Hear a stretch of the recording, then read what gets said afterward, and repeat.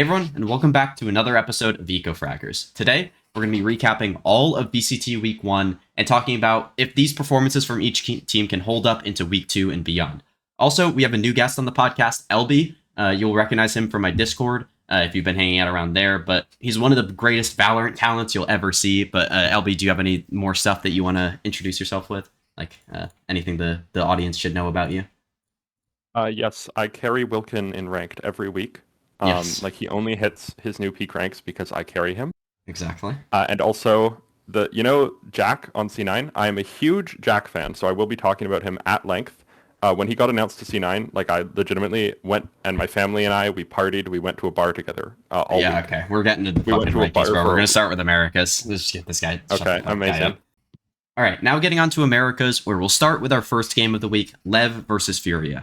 Now, I know Lucas will have some decent opinions about this game, at least like strong opinions across the board. But how did you feel about? I'll have you start with Furia here. How did you feel about Furia's performance in this game overall?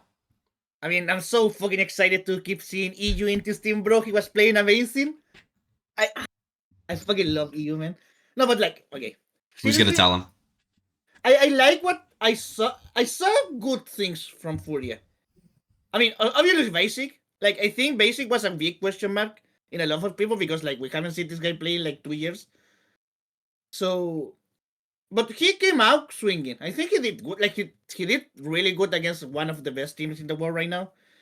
And he took, like, a fucking, like, he solo win the fucking Sunset map. EU is also pretty important there. But yeah. No? Yeah. Yeah, EU had nice clutches. Remember that one clutch? Yeah, EU had a 1v3 on Sunset, I think, but like, and a 1v2. Like he wasn't solo carrying, but he was like the biggest piece to one game. Yeah. So that's good. I was a little bit worried because I didn't know exactly what he was going to play. Like we could guess because of the roles of the other people. Yeah. But I think he did really well in the Omen, in the Deadlock, especially in the Deadlock. But yeah, I don't know how much Deadlock we're going to see from Furia. So that the two. What did you think about like Shy and Koala Noob specifically? Because I think those two guys were pretty disappointing overall to me. I mean, Artzine as well, but we'll talk about that in a bit. Okay, my main. Yeah, I was going to talk about Chai now, but the thing is, like, we know that Chai could be a lot better. And he wasn't even bad in this game, stats-wise. No, but he was just like there. Like, yeah, that's what I was about to say. He wasn't like really impactful. Like he got like 1 or 2 max 3 rounds that they were really good, but like we're usually more like Chai is never like the player that is doing like the heavy carry. Yeah. But he's always like a really big piece to like secure a round if needed to. And he wasn't really there this week. I don't know if he's like calling in English when like he's probably like one of the Latin players with weakest English. I can tell you that much. Or I don't know, like maybe he just needs to get used to it. He was playing on crew for like 2 years. He's under new leadership, new coach, in a new language. I'm fine. I'm really sure like Chai could be better. And have Koala that I'm not the biggest. Koala was so fucking good on kickoff when he wasn't the main duelist. And then he's on main duelist now and is terrible. And now he's main duelist because he was on Navi last year as a main duelist. He wasn't bad there. He wasn't good. Bad, no. He was like a mid-table duelist in a weak region. Yeah, exactly. So, like he was clearly like not good enough to be one of the one of the NA team duelists. But coming in this year, like he's just not playing the role that he's good at, which is smokes, and not playing well here. And now they don't have someone to fulfill that, so yeah, he has to play it pretty much. Yeah, I do want to talk about Artzine a little bit, man. Please no, God, I've been praising this guy so much in the first game. Well, I don't think it's his fault actually. Like the role that he's being put on is just terrible for him. Like he's not good at these duelists. He never has been. Like I know people were glazing him a lot for his performances on duelists last year, but those weren't that. He didn't look super comfortable on that. He was just kind of getting kills with his aim mostly, not with like by using the duelist util well. And he's also IGLing now on this team and is like it's just all bad here.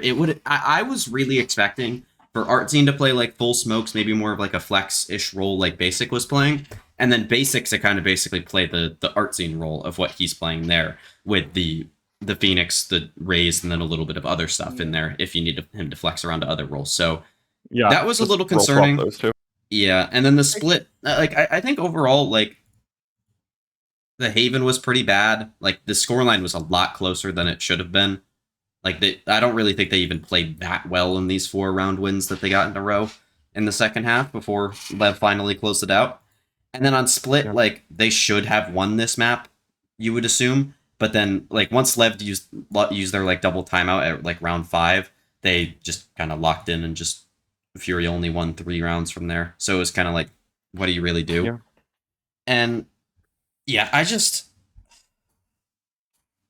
don't know. It was a little disappointing for me, but also I didn't have any like expectations for this team heading in. I thought they would be like towards the bottom of Americas, but like these 2 maps were disappointing. Like especially when we saw them play Sunset and then play so well there, and have their comp be like specifically tailored to beating Lev on this map.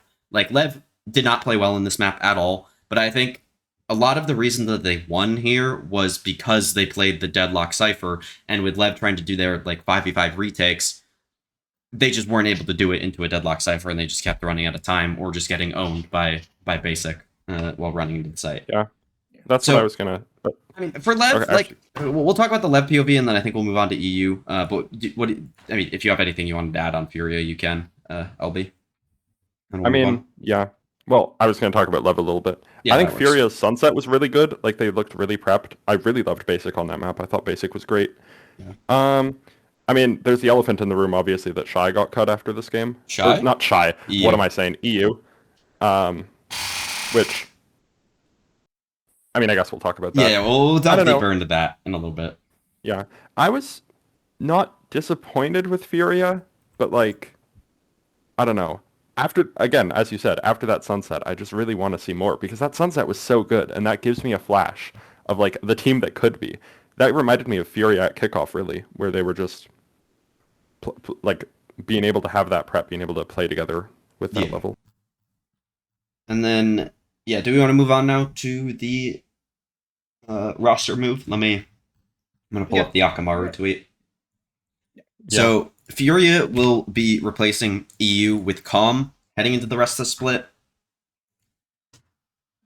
I mean, I'm one of the biggest EU glazers in all of Americas. I know, LB, you're one of the biggest Calm glazers. What do you think about this move? Okay, I'm not... maybe not a glazer, but a fan. I'm a Calm fan, yeah. I really like this because I really like to see Calm in Tier 1. But at the same time, this feels so weird because EU was consistently... Actually, I don't want to say he's their best player. I think across the whole year, EU might have been their best player just because he's been so... just because he's been so consistent. And, like, replacing him, especially after you have a game where, frankly, I don't think they were bad. Like, obviously they lost, but they took a map 13-1 off the defending world champions, right? Exactly. That's still pretty decent. So... this feels really strange. I did read earlier today EU's tweet about this, about why he left.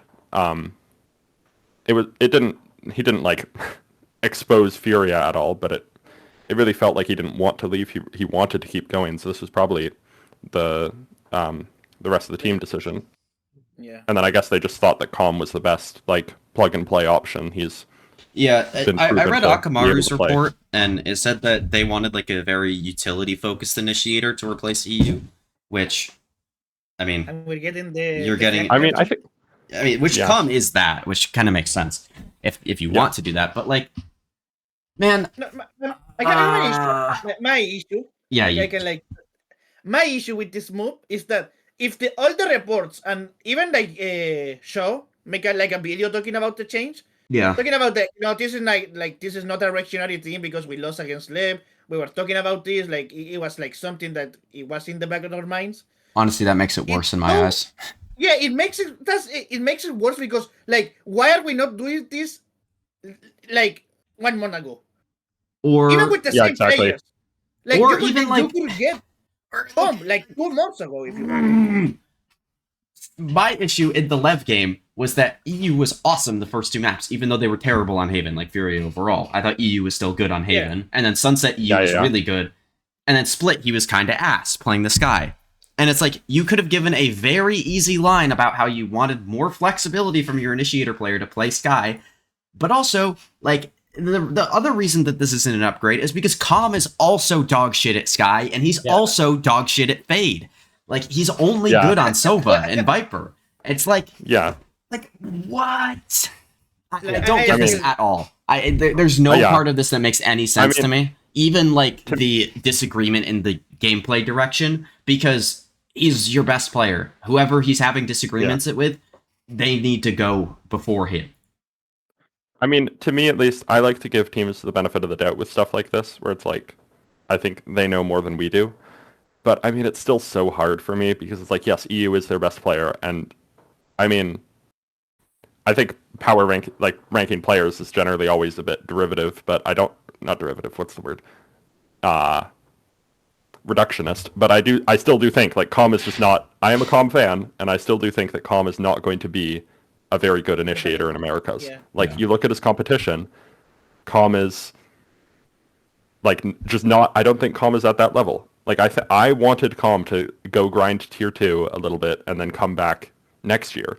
I don't think he's at that level. We saw him on EG. And even if you say, oh, Calm off the IGL role will probably be better, that's still just, like, better from where Calm's level was is still so far below EU's that for me to give Furia the benefit of the doubt, it really has to feel like there's this massive internal blow up, because, like, unless they literally cannot play with EU, I don't really see why they would choose. And that doesn't such seem big to be of the a case downgrade. either, which was kind of weird as well. Yeah, like EU had nothing but positive things to say in his tweet. Like, he didn't even hint at the possibility of drama, so that makes it even other than the stranger fact to me. that he specifically stated that he likes the guys on the kickoff roster specifically, but I don't think it was I don't think it was the new players that made this decision in any way, shape, or form. All right, do we want to move on to our next game? Yeah, no, what left? We didn't talk about left. I mean, we kind of need to, but like, I need to glaze neon. I need to glaze neon. Okay. Oh, like I mean, sure. Never done before? No, well, yeah, other people have done it. Neon on map 1 made me physically ill with how good he was playing. Like, it didn't show in the stats, and I don't even think he was, like, that. I mean, he had a 1v3 with his monitor off, so. Yeah, but, like, just, like, the shit he was doing. Can I swear? Yeah. No. I mean, okay. You've been doing it the whole time, but it's fine. Okay. Well, the stuff he was doing was so just disgusting. It wasn't like he was, like, single-handedly carrying Lev, because he wasn't, but, like, I don't know, man. And it gives me hope, because it really does feel like Lev are going to continue. I don't think Lev are going to be like Nongshim, where they kind of fall off after they win. I mean, I think it's partially helped that the meta is still pretty much the same, but I still do have a lot of faith in this Lev roster to continue. I don't think... Actually, we'll get to the FLUKE stuff. Yeah. We'll talk about that. So, the only thing I want to say about Lev is that I hope that we can see a little bit of Yoru out of Neon down the line. Neon on Yoru? Yeah. I mean, even... I'm even fine with Sato on Yoru. I would be good with that as well. Because Sato's really good at Yoru. But Neon on Yoru... Yeah, Neon on Yoru tier 2 was like it was like, why is this like, this guy should have like been born like 3 years ago, and he will be like the most he will have like the most trophies in the game. Yeah. It's so ridiculous, like the shit he was doing. I think the Yoru buff is going to be good for them. I think in general the initiator changes will be good for them. Honestly, unless there is a massive Phoenix nerf at some point before champs. Yeah. I don't have any doubts that this team will continue to be good. Even if, like, this performance wasn't, like, the best thing you've ever seen from them, it's nice to see that they can still, like, struggle and figure things out throughout the split, and it's not, like, like they still have that mentality there. Like, they didn't, like, oh, we got, like, 13-1, bro, like, it's so over, like, it was a fluke, like, we're the worst team in the world, like, they just came back nicely. Yep. And it was good. Yeah. Also, I mean... I'm every day I'm becoming more of a Blows fan. Yep. This was his best first game of a tournament that we've seen all year. Like, the first game of London was pretty bad. His first game in stage 1 was pretty bad. His first game at kickoff was pretty bad. Like, This was by Yeah, far and the best first game It that really he's had. wasn't that good now. Like this game is just like nice because I feel Yeah, like he was like normal level. yeah, he's a player that the more he plays, the better he becomes. He's Exactly. a late game player, bro. All right, now we'll move on to Okay. Sen C9. And Adba, what did you think about the what? Actually, you can pick the team that you want to start with. Talking about in this matchup, and what you thought about them. I guess. I mean, I didn't watch map 3, but I watched the first 2. I can talk about C9, I guess. Yeah. This is interesting. So, yeah, they brought back Vic like 4 days before the split or something. Actually, it might have not been that early. Did but we talk about that in the last episode? Because I that don't was think last. so. No, I don't think we have. Yeah, because I remember being higher on C9 for recording the podcast. Yeah, we did like the tier list. Like I made you put C9 over 100 tips. Like we forced you with Well, Chris. I don't remember that. And But yeah. instantly they dropped So- noted. Yeah, C9 drop noted, replace him with Vic again, like a week before the stage starts. And yeah, I don't know. They just look super, especially on this first map. This first map was bad. Yeah, They picked Cortez this. gets They picked dominated Summit, them. by the way, and picked this comp. Yeah. They just look so lackluster. Like there's nothing inspiring about this team at all. Inspire mentioned. But yeah, good pickup. I have so many things. Can I just talk about their Summit and then you can move on to map 2? Because God, this comp pissed me off so much. It's so bad.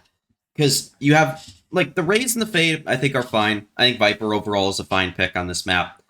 I just I don't get how you're playing Viper Harbor on this map, and then using like they were using a Viper lurk wall the entire time on their attack side, basically to just cut off the main cross in B main. I think it is. Yeah, B is the side with the Yeah, B. We just played Summit scrims, and I still don't know the sides of the map. But they would do that on that side of the map. They would have the wall to cross, and they would basically just put it up, put the cam in B main, and just kind of do nothing after that. Maybe go back and do a mid re-clear, but they would never actually threaten they were doing some kind of split or anything. And then this comp just doesn't have that actual exec power to go on the attack side. It doesn't have any utility to get active on the defensive side of the map either. It's really just the season, the nade, and some fade dog stuff. I don't know, man. And all their execs look terrible. They were really they were just running out kind of, and that was basically their game plan overall. Yeah. And I think they just looked so lost, and they didn't have that individual level to kind of back it up. Maybe some other teams might in the past. Even going back to 2024 NRG, they were terrible calling wise, but they have better individuals than this. And yeah, I mean, C9 continued to do this on new maps as well. They did something like this on Corrode, where I think they were playing Solo Initiator Sky when Corrode came out. Yeah, and that shit was awful, even though they got a win on it. And overall, I was really disappointed with this comp overall. And I then think this comp is. Wait, yeah, go on. the C9 comp. Yeah, I mean, it's I don't know. They just didn't look prepped on it. They did not look like they knew what they wanted to do. That was which is the crazy. Case. For a map pick when the new map is out, playing against a sub. They first picked Summit against a sub when and they played dog shit. They had no idea what to do. It was so bad. Just top to bottom. This was one of the I think if you were to go through every game in all of week 1, I think this was the worst coaching performance from any coach, and it was very clear. Amy, or at least the leadership on C9, whoever decides to do the map vetoes and stuff like that, they got diffed the hardest in this game than any other game. Maybe you could argue for DRX. We'll talk about them later. We would beat this team on Senate. The only reason I could is such a stupid shit. Emi says oh, they don't have the RGL new map. They don't know what they're doing, bro. We are winning this shit. But I guess it's the only reason I can see, because I can see a comp reason, because the comp was bad. I can see a macro in the thing. There's nothing. Like I this team need is to an know how like, the scrim results have gone on this map for them to do this. yeah. Yep. Blue Like teams just someone threw was it against them just to like get people are build throwing confidence. like True. The Sliggy Rob strat. Morris paint is like screen partners to throw on Summit. It's the only reason He's I can paying think of. other teams, yeah. And then like, John QT is doing it from the hospital, IGL masterclass. yep. True. And then we'll move on to Start bringing Haven. their fun. What do you have to say about the Haven performance overall from C9? Because I think this was much better from them on this map, but still, Yeah, I mean, I started watching like halfway through, so I don't know that much. But I know Fireball Ops was owning. he was doing well. I thought he was fine. It wasn't like incredible, but it was good. My biggest takeaway here was that like Jack almost cost them this map single-handedly by just continuously missing his fade util, which was really bad. But I think they did a good job like flooding into sites, like their defensive floods and stuff like that was really good. And they did a great job on this map. Like they looked much more coordinated and like they had a better game plan on a map that they didn't pick, which is kind of interesting. But yeah, like, man, like the other thing in this game on Lotus, I'll talk about it and then you guys just build off it. I know, Abba, you didn't watch this map, but C9 went into round 22 at 12-9 with 5 ults. Yo, They I had remember all this. 5 Actually, ults online, and they lost somehow. They went one round.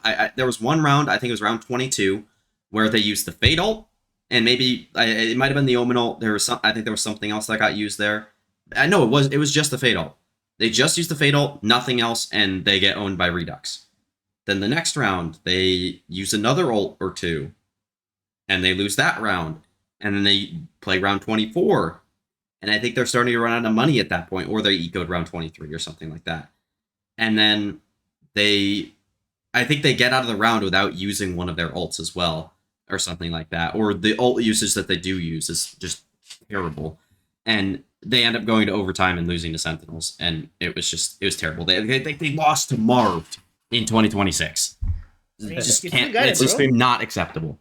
No, he still got it, bro. I mean, he is playing some mature Valorant, but yeah. Okay, I don't think Marv was that good in this game. He was good. I mean, he wasn't like awful, and I think he did pretty well for a sub. But like, we'll move on to Sentinels. I think his Harbor on Summit was really nice. I liked a lot of the walls that he was throwing. It was very he had an actual idea of what he was doing. I was shocked that was the case. Yeah, it really felt like, honestly, like Sentinels were more prepped on Cloud9's map pick than Cloud9 was. Yeah.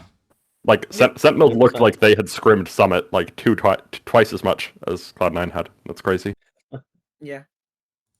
But what were you that's gonna not say? good when they're playing against like 2 days. You disagreed? I agreed. Oh, okay. I thought you disagreed. I'm like, what? And then Haven, I mean, Marv was genuinely their best player on Haven. Like, just straight up. It wasn't even close. Yeah. Like, he was awesome on Haven. One of the biggest reasons that they were still in this map towards the end, they really struggled, like, dealing with C9's defensive floods and stuff like that. I also think this comp is awful. The Jet Chamber double duelist, yuck.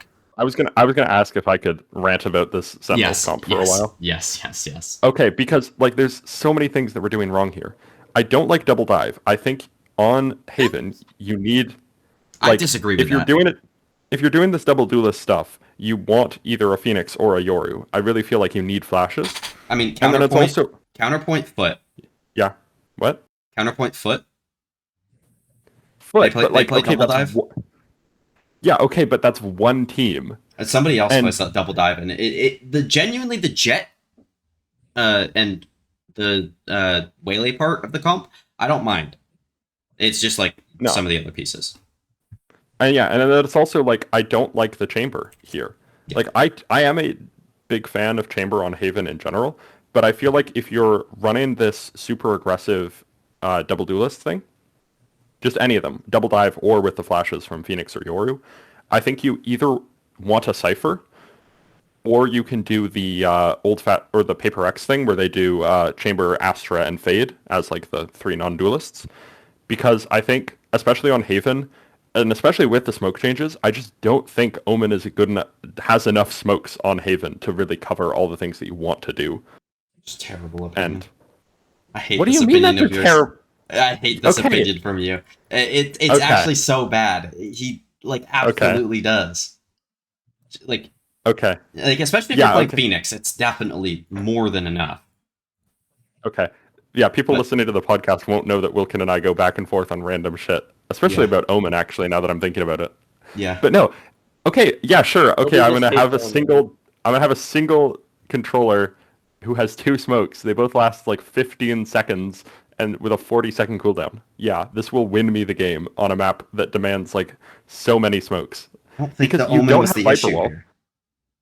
Well, yeah, Just- but it's I like mean, you don't have yeah. Viper Wall, you don't have Cypher Cages, you don't even have Phoenix, you don't have Astra, so you can't even like do the star recall things to insert people in A main or C main on attack. It's Yeah. like you don't have that, and so what your strategy is basically like, okay, just like shoot them and hope they die. It's like I don't know. I think I in would this comp, prefer- I'll give you the Omen is not the best choice here, but also just like play Cypher. Like I have more of an issue with the Chamber than I do the Omen necessarily. Yeah, I have a big issue with the Chamber. I also think it's just because I don't think Cortesia is a very good Chamber player. Yeah, Like- I didn't like I his chamber. didn't think he was that bad, but like yeah, he wasn't great either. I mean, Cortesia is And also, a I think he traditional would've just- sentinel. He player. would have just been been better at other stuff. better. Yeah, he would have just Yeah. been better as well. He would have been great on the Cypher, I feel. All right, we kind of went out of order with those maps, but I think we've covered pretty much anything. Yeah. Actually, I mean, we could talk a little bit more about the other Sen individuals. Like I thought, Redux is the goat. yeah, Redux was insane in this Yeah, game. Redux If was he keeps insane. playing like that, like this team will be good. Same with Jerwin. I think both the like duelist-esque players here were really good in this game. First Jonah and P. Everyone was great, yeah. Jonah P did a good job filling in on IGLing, but like I think John Cutie Jonah P coming was back IGL, into no? this. Yeah, Jonah. I Yeah. said Jonah. Did I not? Jonah was fine in this game. Like, I don't really have anything for notes for I Jonah. think I And think the that's- mid rounding was this team's biggest issue, and that should get better. And I don't think like there's any reason to potentially think that John will be any worse than Marv. I don't think he'll have those maps where he'll carry you like Marv did on Haven, but like he'll just be pretty consistent throughout the series, and I think he'll probably even be better than I Marv was on don't- Lotus. Yeah, like I think probably Sen win this. I don't want to say they'll win it 2-0 with John QT, but I don't think I they'll have agree. like the. I agree. I think like map 3 is fairly decisive in their favor on this. Like At I the don't very think they. least. Yeah. Because yeah, their mid rounding multiple times during the game was pretty bad, but that was really the only negative I came away with here. And Jonah, I guess Jonah's have a- individual performance. I have a question, like Yeah. to like finish these games. Do you have anything positive to say about C9? Because I can say like every Vic- other Vic team was that good. lost this week. Yeah, Vic Yeah, was Vic and Oxy were pretty good. I mean, Oxy was But, like, fine. is that the thing is, I mean, that's I don't think something like this is something I could say like last split, and they Yeah. in paper they have better players, but I don't see that right now. I actually, Yeah, like- maybe it's hindsight actually. Yeah, that's hindsight. Never mind. Yeah, ignore me. In paper they do have better players. Yeah, I mean outside of Yeah. Zelsis, but yeah. I just Which didn't. I do find it. I do want to point out one thing before we go is Zelsis got 6 kills in this map of Summit, but if you go on VLR, it says he aced in round 14, and that was his only multi kill, the entire map. But this was when he shut the door on 4 of his teammates and killed them in round 2, so they could not give away orbs, and then he walked into mid and got a free kill on somebody. Like you can see, he doesn't killed let me Oxy, back down Fireball, as a Jack, move. Vic, and Court. Yeah, I don't know why this Yeah. counts on VLR, but it doesn't count as Yeah. actual kills in game. Yeah, we'll move on now That's Okay, actually. to the game of the week, Envy versus EG. Lucas, do you have anything to say about Envy? EG domination. Yeah, I have some things I could say about Envy. Okay. Are they good things? I'm glad to start. No, they play like the worst Valorant I ever seen, but I can turn this around. Okay. This Yeah, is yeah, yeah, give- obviously like the worst game of Demon One and Kesnit of their career. Not of their career, but like a really Of this fucking year? rough game. Yeah, of the year. Like, this is the worst game they both have.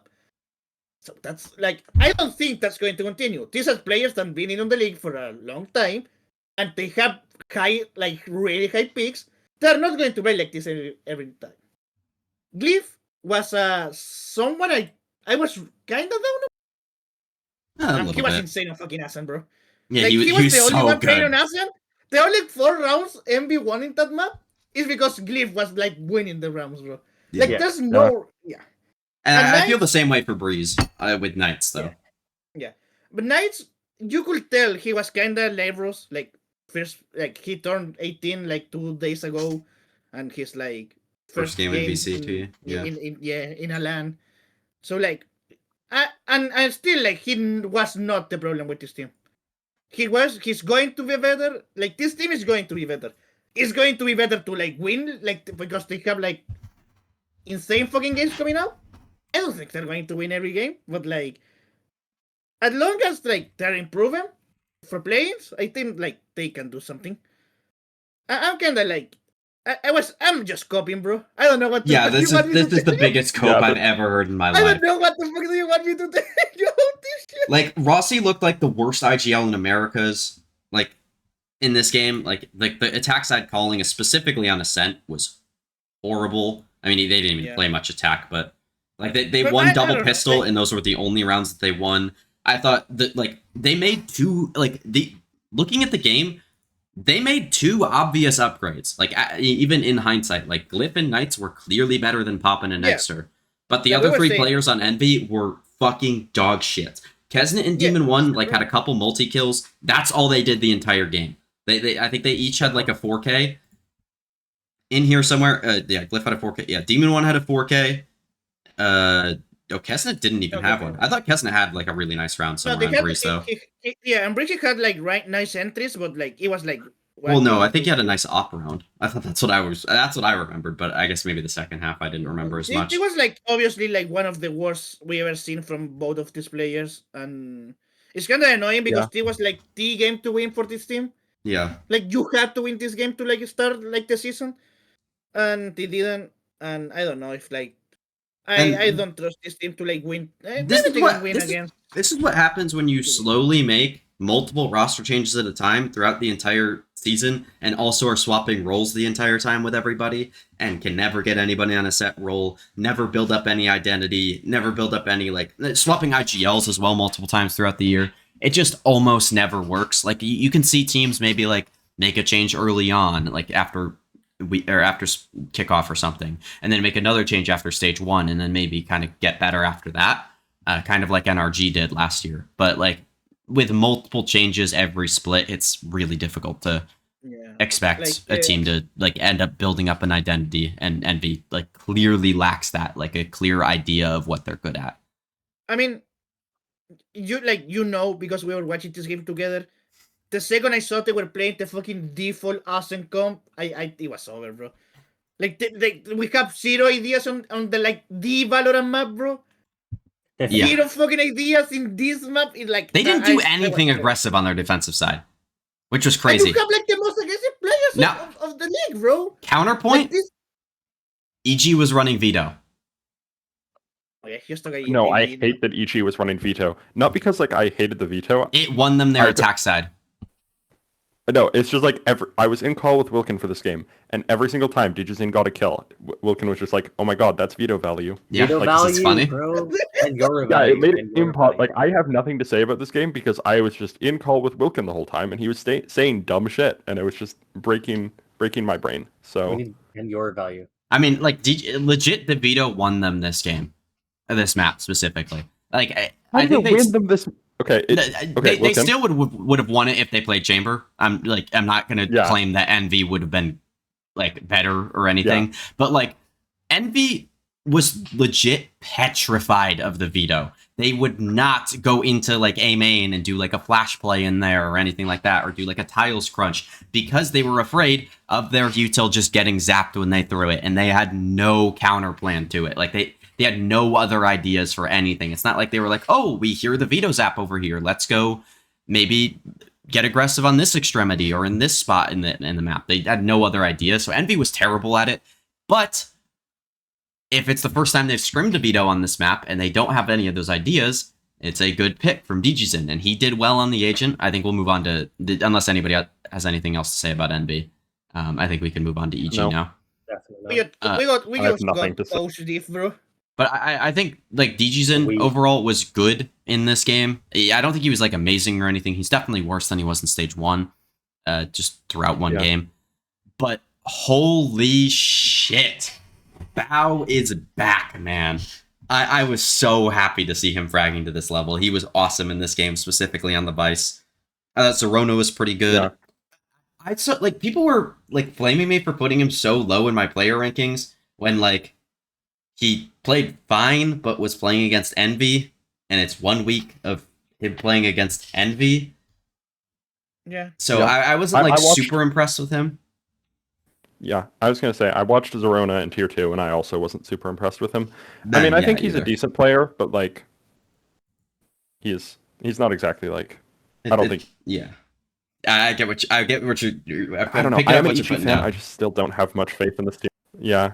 Pancakes like, was good. okay. I think he had some like troll Yeah. moments overall, but he was good. And then Superman was like, I mean, they won 13-4 on Ascent, and he got 4 kills. Superman was just not a player in this game. Yeah, like, he was kind of I just don't there. even. I don't even mean that to be mean to him, because I don't even think he was that bad. But like, it really just felt like, Like a non-factor. yeah, non-factor. He was entirely invisible. Like, I have no notes on Yeah. him because MVP like, lost a 4v5. Literally, like Yeah. it actually felt like Yeah. a 4v5. Like, even because like like Super. 3.5 v5. No, yeah, Yeah. stop, Pancakes wasn't no, even no. that good. No. Okay, like we're going on. No, Superman was like he'd sit one site and then he'd just like watch the kill feed, and Zerona and Bao would kill the entire enemy team, and he'd go, "Nice guys," and that was his entire contribution on Ascent. Yep. Yeah, I mean, that's good. That's good. That's what I like, bro. full carried. All right. I think we can move on then to. Yeah, we just got Ghost Diff. It's fine. We'll come back We- stronger. All right. We will Moving come on back to stronger. Crew Loud. But how much of this game did you watch? I think it was everything except map 3. Okay. Well, yeah, because you Yeah, guys I were did- scrimming map 3, I think. Yeah. No, Or something, yeah, or but playing then I Premiere. VOD reviewed map 3 after the scrim, and I was That was a tilted mistake. as That all was a hell. mistake. Yeah, I was tilted as all hell. All I'm saying is one of the notes I wrote for map 3, one of the only notes I've written for Americas, was wait, no, sorry. Whoa. Damn it. No, it was one of the other ones. One of the other games or one of the other maps? No, it was the next game. Sorry, I got it mixed up. But Adba, what did you think about? I mean, you could pick the team again. I'll let you pick the team. I'm Yeah, trying to like host I- and like tell people to talk I about certain remember- things, but I remember watching Lotus. I forget what happened, but I stopped watching at the end of the map, and I couldn't. I came back, and I couldn't believe that Loud lost. I think they looked like the better team on their attack side pretty clearly. But I think Yeah, that was definitely. because of Yeah. Crew's comp and how like they Yeah. don't have a Sentinel, so it's kind of difficult to defend. Yeah. I think Loud should have gotten more rounds, especially considering they won the pistol.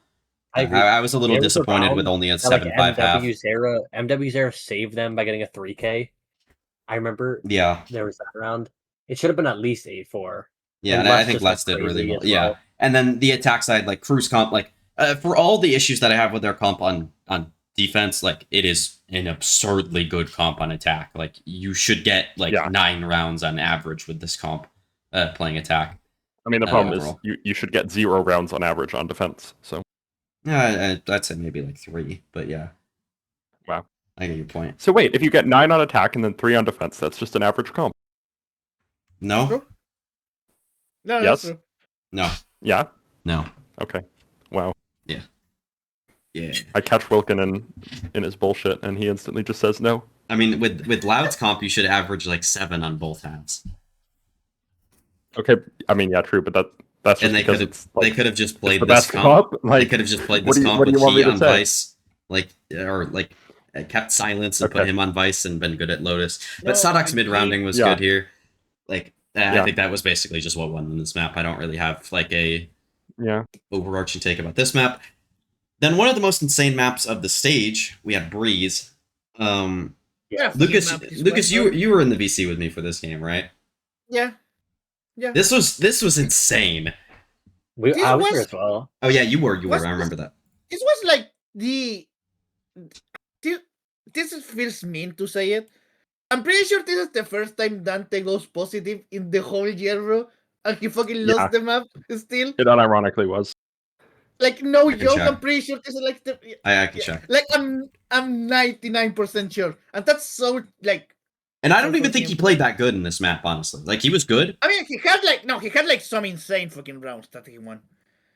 But can I like what can you say about this map? I don't know. Like it feels like. Do you remember when like? How can I say this? I feel like after the Crew Energy game from last split, when Energy just fucking dismantled less, every team was like, "Oh, we just have to like target that guy and like he cannot kill Olf, and like we're going to win the map." I don't think that happened in this game at all.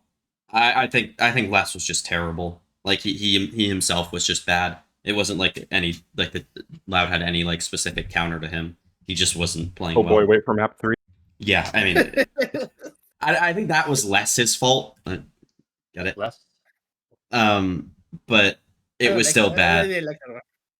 But yeah, I mean, Bro, Crew probably should have won this map if we're being for real. Like there They were some definitely insane should. rounds, but like dude, remember the round where Loud just it was a 1v3, right? And they just stuck it. That was Loud that won that round. yeah, that was Crew. Or no, it was Crew that won that round. No, it it was was Crew, Sadak it was Sadak. that just full stuck Yeah. it. Now Wow, bro.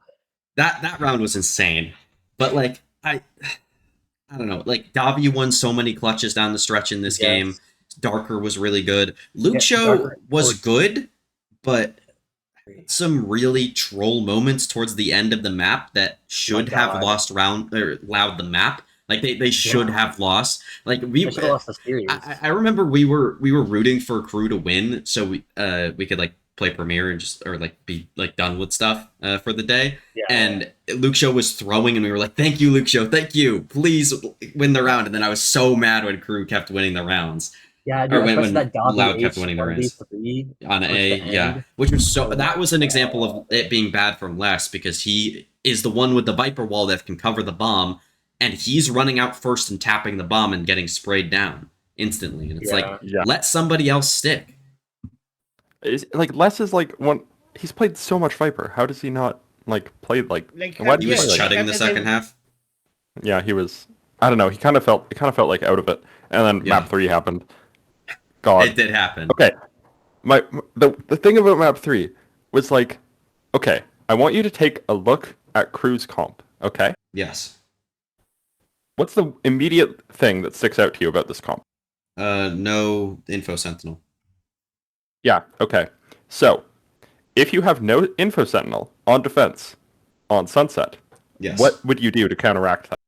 Close the market door and maybe wall off the A side of the map most of the time. And then what would you do? Get aggressive on the other side of the map. Yeah, and in mid. No, Yeah. Crew was just handing Loud mid. Like, unironically, just like handing it to them. I was so pissed about this. And it really felt like Sadok's mid-rounding was just really bad. Because it felt like Loud just could walk wherever they wanted. Loud was running double senti. They didn't have a raise. They didn't have a fade. They didn't have any flashes. Like, you should be able to... You have double duelists. You should be able to contest some space. But Loud was just able to walk around the map so easily. And, like, Les was so terrible on the Sage as well. And it was just... I don't know. I was so mad at Crew. Like, I feel Yeah. like... I have a lot of respect for Sadok. I think he's got a really good mind for the game. I don't know what the hell he was thinking on I this don't map. I don't Like, know if this was like his comp necessarily. So I'm not going to fully blame Sadak for this necessarily because like also it's the defensive side of the Yeah. map. Like I don't even think the mid rounding was bad. It was just kind of like the pre-barrier calls that were Yeah, kind of bad. pre-barrier calls But as I don't well. even think Loud was playing particularly well on this map. Like they were good and they were Yeah. shooting well, but like their understanding of the map and everything like that was not that great. Darker on the Omen, his util was terrible. And they still managed to win 13-3. Yeah, because like Crew was just not playing the game. Like no one on Crew was Yeah. shooting. It didn't like their comp was bad. It didn't even feel like they had an understanding of how to play around a bad comp. Like it's one thing to have a bad comp. I'm not a believer in double duelist on Sunset, but like if you have a bad comp, you should like even a terrible comp still has win conditions. Even a Yeah. terrible comp still has ideas of what it wants to do. And Crew Yeah. were just not doing it. They were just letting Loud looked- run them over pretty much. Yeah, they looked completely checked out. They looked like I think that was they choked map 2 and just had nothing else in the bag, or in the drain. Yeah. Yeah. So I do want to like talk about some of the individuals first before we move on. We do need to start going a little bit faster through these teams, through these games. So we're almost done with the recap stuff, so that's fine. I mean, for Loud, like I thought TK, Luke Show, and Darker were all pretty good. I think Luke Show had probably some of the worst moments out of those three. Darker and TK were both pretty consistent throughout the series. WH really impressed me. I thought he was kind of just going to be another like average player after map 1 at best. And like another Cowan. Like he was terrible map 1, honestly. But he kind of grew into the game and got better as the game went on, which was really impressive to me for a rookie performance to have that. And then Air Day, I'm not concerned with this performance. It was bad. But I mean, I would be curious if you got like what you guys specifically thought of Air Day's performance, because he was a bit of a weird one where I didn't think he played this bad until I looked at his stats. Yep. Good comments. I mean, yeah, that's kind of I did realize that Air Day was like really underperforming in this game, and obviously like you can see it on the stats. But even then, like I was watching Air Day lose fights that last split he wasn't really losing. There was a round where he caught Sada with the fucking, like, I don't remember if Sada was jumping or he was like with the knife out, but Erde picks him and he lost the fight when Sada cannot shoot him. Like, it was like one of like the worst Erde maps in Breeze, especially. Like he, but I really think, like. I'm not worried. Like, yeah, I'm not worried about him. Like he had the mid round against Sada. Yeah. So yeah. Like, if you're, like, he's winning against one of the best IGLs, and you're, like, a rookie IGL, like, he wasn't even the IGL in his tier 2 team. So, like, it's fine. Like, this guy is really fucking smart about the game, and he can shoot. Like, he proved it, like, last split, and he's going to continue. I am not worried about Elde. All right, I do. Okay. I actually want to talk about the NRG MIBR game first, if that's good with you guys. Actually, you guys were playing Premier during this game. What were we chatting about in this game? I don't know. I went back and quickly VOD reviewed this game. I didn't have like in-depth notes, but I have watched it. I really liked what I saw from both teams. I know MIBR should have won this game, but I think it was mostly positives for them, honestly. Like they kind of just got smacked in the face and couldn't respond on Breeze, and that was really the only negative. Like Verno looked really good. Ospas looked really good. Tex looked back on Sunset in the first half of Breeze. Mazzino's mid-rounding was awesome. Legitimately, the only negative for them was Zekken had a bad game, and it's Zekken. I don't think he's going to continue to have bad games, unless he's just not good at the Phoenix, and that's like kind of where he feels uncomfortable. And Mazzino also was terrible individually, even on Sunset in the first half of Breeze, but that was fine. I mean, that's one of the things that I was worried about, because I thought Mazzino was like not, I don't know. There's a lot of talk online about Mazzino being like one of the two big problems with MIBR, him and Tex, but I thought Mazzino was fine in stage 1, whereas like no, he was just not good in this game at all, and I think he was one of the big reasons why MIBR struggled. But his mid-rounding looked really good, and I was actually really impressed. I think the Breeze defense, like the defense side calling on all 3 maps, could have been a lot better. Like specifically. On Breeze, they would just kind of like Tex was kind of just playing like super passively towards the B side of the map, and NRG could just get the site for free pretty much every time. And they never had any like real change up, even though they used both timeouts in that half. I do think NRG's comp is better on the attack side as well, so I kind of understand how this happened on this map, but it's still unacceptable to lose a 10-2 lead in regulation. Yeah. Exactly. Them. So I think that was my only real takeaway from them, honestly. Like, I don't know if anybody else has anything else to say about MIBR overall. Not really. No. I mean, no. This is like outside of for like 1 week in kickoff, this is the most positive I've ever felt about MIBR this. I mean, honestly, this is the most positive I felt about them all year. I wasn't like their kickoff performances weren't like that impressive to me for the roster Furia talent. game. Yeah, before the Furia game, I was like, okay, this team is making number 1 seed. But I hated how they played against NRG in that. Yeah. I mean, we won't go too deep into that because it doesn't matter. But like, even though they won, I hate that game. Yeah, but like, I am feeling up about MIBR. I think they have a realistic shot at making champs. I think Verno looks a lot better off the IGL role. I think I mean, my only question mark, I think Tex was shooting. I didn't think Tex had like massively improved. I still didn't like a lot of his decision making. Again, you talked about him playing too passive, but I don't think that was him though. I think that was the calling. yeah, yeah. And then yeah, my only two things were like, yep, they couldn't really adapt. I really felt like they kind of looked checked out once they started losing. It Like- really felt like their mental was just not in this game.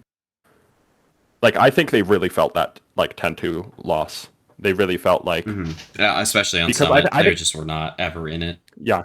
I think this team has kind of, like, started thinking to themselves, like, they've gotten in their own heads about it because they've choked two qualifications at this point, like, Yeah. both in kickoff and in stage 1. Yeah. And- I Honestly, worry about that for them. I'm not going to read into that too much. Like, I don't think they're going to be Yeah. bad.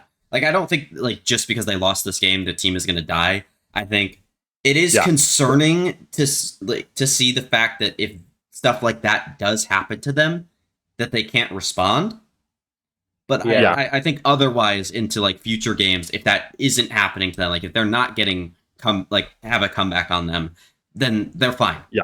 They're perfectly Then fine. they're fine. I mean, Yeah. And I do think this team has a realistic hope of making champions, and I think that's great for them. Yep. I look forward to them, to their play. Oh, and then future we in need this to talk about NRG still. Jesus, I don't know why I closed out at the VLR page. I mean, yeah, Who Lucas who and I wants have to the talk exact about same the thing to Ethan say. Phoenix? Lucas. Does Ethan wants to talk about Ethan Phoenix? No, he Like- doesn't. Yeah, like I I have this the is most not notes the on this first- NRG team. yeah, Overall. like you can go off, but like I want them to stop putting Ethan on Phoenix. They Yeah. play Neon in the other tournament. I want Ethan. It was fucking night and day when he switched to KO, bro.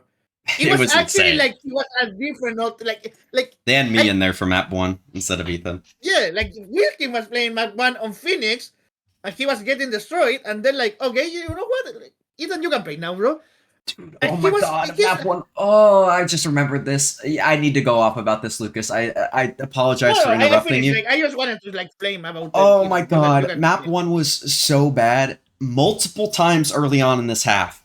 In the first half. I think it was like round like I don't know, one of these rounds. They had a post plant where there was no contest, like MIBR wasn't contesting the plant at all. They had Scuba plant instead of Ethan. For whatever reason. I think it might have been around like 3, 4, or 5 or something like that. Which actually doesn't make sense. It was probably round 7. And then round 8, they went into that round with a B main default, where Ethan then didn't grab the orb and Scuba grabbed the orb instead. It was like they were trying to farm the fucking Omen ult instead of the Phoenix ult. And it's like, guys, that's not how you're supposed to play this meta. They clearly, like, outside of Ethan not being as good on the Phoenix as he is on other agents, this team doesn't know how to play these comps. They should just straight up stop playing them. Like, Yeah. it just doesn't wait. make sense. Like, unironically, just on the sunset, 1-to-1 substitute, Ethan to KO. Like, Yes, just do that. that's It's fine. exactly what I was saying on the co-stream and in my Power Rankings video that I recorded. Like, it's just, this would make so much more sense here with Ethan on KO. Even, you know what I would prefer in this comp? You guys are all going to get mad at me for this, and I know. I would rather him play Breach here. No, than like, that's Phoenix. perfectly valid. That's very valid. He fucking solo carried the last map of champs on Breach in this map, bro. Yeah, but Like, Breach I got don't know, nerfed like- since then. No, Yeah. but like Like, it's Breach, fine. Breach is a fake agent, but Ethan is just so good at flash initiators in general, I still think he could make it work. I agree. These comps, I don't know. These comps just like feel aren't gonna work. For NRG. But then, like, Yeah. Breeze was good. I think they Yeah. mainly struggled on their defensive side of Breeze because they, like, didn't have, like, the aggressive, like, ideas to take map control as much. And when they did try them, they were kind of shit and didn't work. So they, like, if they kind of just overhaul a lot of the stuff that they're doing on their defensive side, they should be okay. Because their attack was just insanely good. Now, I would be a little bit concerned about whether or not their Breeze will actually be good. Because if they play against a team that will actually try to contest them on the site, maybe it doesn't go as well. But overall, like it was fine. One other thing, like Sideshow kept mentioning this on the broadcast, but like with Summit, their comp really felt like their corrode. Like it just felt so similar. Just the way that they were playing and how they were mid rounding on the defensive side and holding down sites. What did you guys think of the Brimstone on this map? I thought it was really interesting and I really liked it overall. I thought it was, I don't know. I thought they played fine with it, but I don't think Brimstone is good on this map in general. Why? Like, are you gonna ask me why? Yeah. You should know why. This map is so big, and Brimstone, like the smoke range is an issue, and then also I am a believer that on Summit, wall smokes are really nice, and you're running solo Brimstone. You just don't have wall. I really think that Wall smokes don't matter on this map. I really think that you want to run Harbor or Viper, preferably Harbor, but you can run Viper on this map. But I think they played around it fine. Like, I'm saying, like, I mean, to be fair, I think they played around it fine in part because MIBR was really bad, and I think MIBR was just not able to punish it at all. But yeah, I mean, honestly, I think they just played perfect Valorant in that defensive side. Yeah. Like, I really don't. Yeah. I don't have any issues with how they played overall. I think Yeah. maybe like MIBR could have done a better job, like kind of wasting the smokes out, like kind of just like getting them Yeah. out early in the rounds and making it so Kiko didn't have any in the late rounds. But yeah, I think they did good. I think even the theory of the Brim on attack is pretty nice. Like just doing an exec, like you might not be able to use some like mid round smokes as much, but like having the triple smoke for some sight hits is kind of nice because you can smoke True. where the doors are and you don't have to actually break them on the exec, and you can instead Actually, just like wait until you're ready to break the door and break it for when you're like set up in your post plant and stuff like that. And I think That's that actually super fair. Because the more I think about it, the more I'm thinking, like, the reason I like Harbor on this map so much is because it you feels can like... hit all three spots. Yeah, exactly. But Yeah. Brimstone could just Yeah. do the same thing, right? Like, you hit all three spots with your smokes, you throw down Stim, you throw KO util at them, and then you just run them down. And that's what Energy was doing. Well, they weren't doing it that much. They had 5 rounds, but yeah. Yeah. Yeah, I would like to see more of their attack on this map, but it looked overall very good. Any closing thoughts on this match, or do we want to move on to the G200 Thieves game? I mean, I think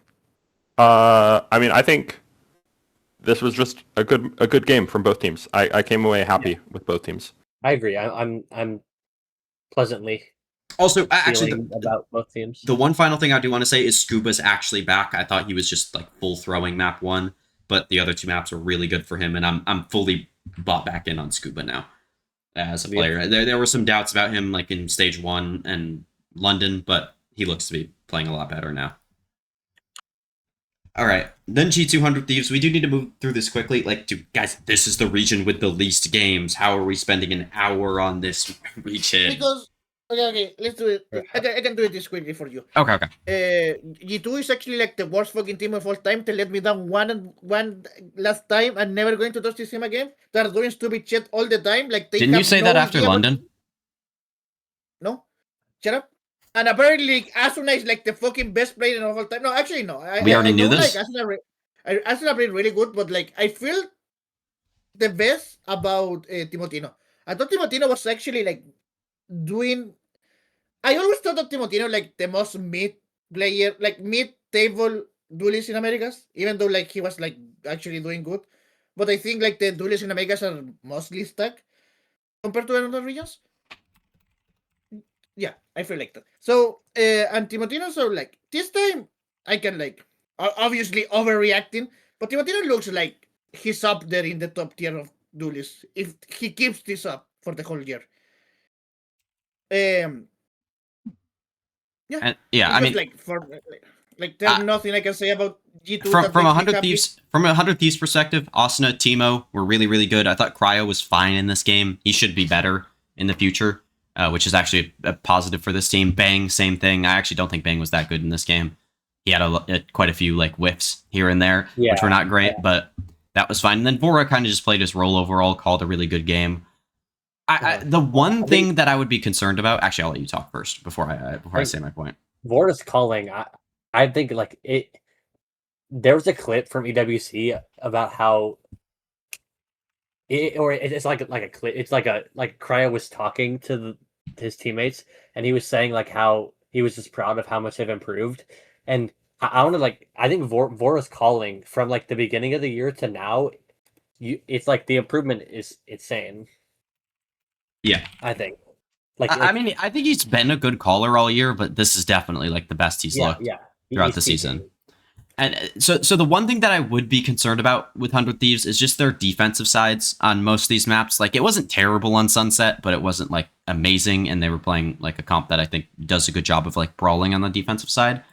And then Haven, their defense has been terrible all year, and I would be a little bit concerned about that. Same their Breeze, like, their defense hasn't ever really been that good on this map with this comp. So I have some concerns about that overall with 100 Thieves, but I think their attack sides are so good overall that their defense not being that great shouldn't punish them too much regionally, I don't think, until maybe like late in playoffs or something like that, and then that might come back to haunt them, being like a team that just misses out on champs because they choke a lead or something like that. But I'm not super concerned about their defense sides overall until they actually make it to champs and have to go against the international competition. Until they make it to champs, not if they make it to champs. Yeah, until they make it to champs. Because, I mean, Asuna, like, looks insane. Lucas touched on it. Same thing with Timo. Like, the duelist duo here looks really good. Like, one of the best in Americas. And I was really impressed. Specifically, like, with Asuna playing Phoenix now. But now, we'll move on to G2. That was all. Lucas made his points about this team. I think I really, like, don't have any, like, macro stuff to talk about G2. Like, I think Valen did a decent job calling overall on Sunset on their attack side. And the Haven attack side was really good calling from Valen. And then Jaw was really good.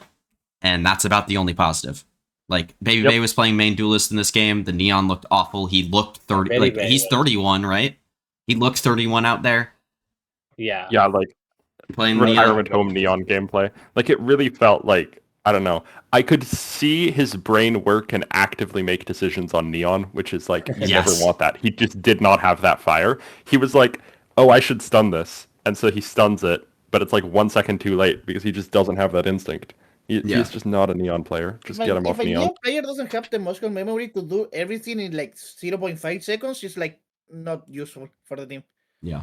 And then like Trent was really bad. Like, I honestly think between Trent, Valen, and Leaf, I honestly think Leaf played the best between those three players, which the stats wouldn't show. Maybe outside of like the majority of Sunset, or at least like the first half of Sunset, we'll say. But outside of that, like Leaf was clearly better than those three, but none of those three were good, and obviously Baby Bay was terrible. Just, I mean, role swaps that should get Jogamo feeling better, and should get Leaf feeling a little bit better, but like, is it really gonna fix anything for this team? Not really. But now we'll move on to doing our tier list that I'll explain in a second when we come back. All right, so now we're going to be ranking these teams into this tier list based on whether we think their week one performance was a fluke or if it was actually real. So if a team either performed poorly or well, we need to kind of diagnose if that's what they're going to actually be for the rest of the split, or whether or not that was like a one-time thing a little bit for them. So we'll start with 100 Thieves. I don't want to hear Lucas speak this entire time we're talking about 100 Thieves. I just want to hear everybody else's opinion. This is real. This is so real. I agree. So real. Yeah. Lucas, would you have put real? Yeah. I was going to Glaze, and you like said that. Yeah, okay, you can talk about them. You can talk about them then. No, I just want to say like we already talked about them for this part. Yeah. We can just rank them like fast. Yeah, and then just figure it out. C9, I would put them also in real.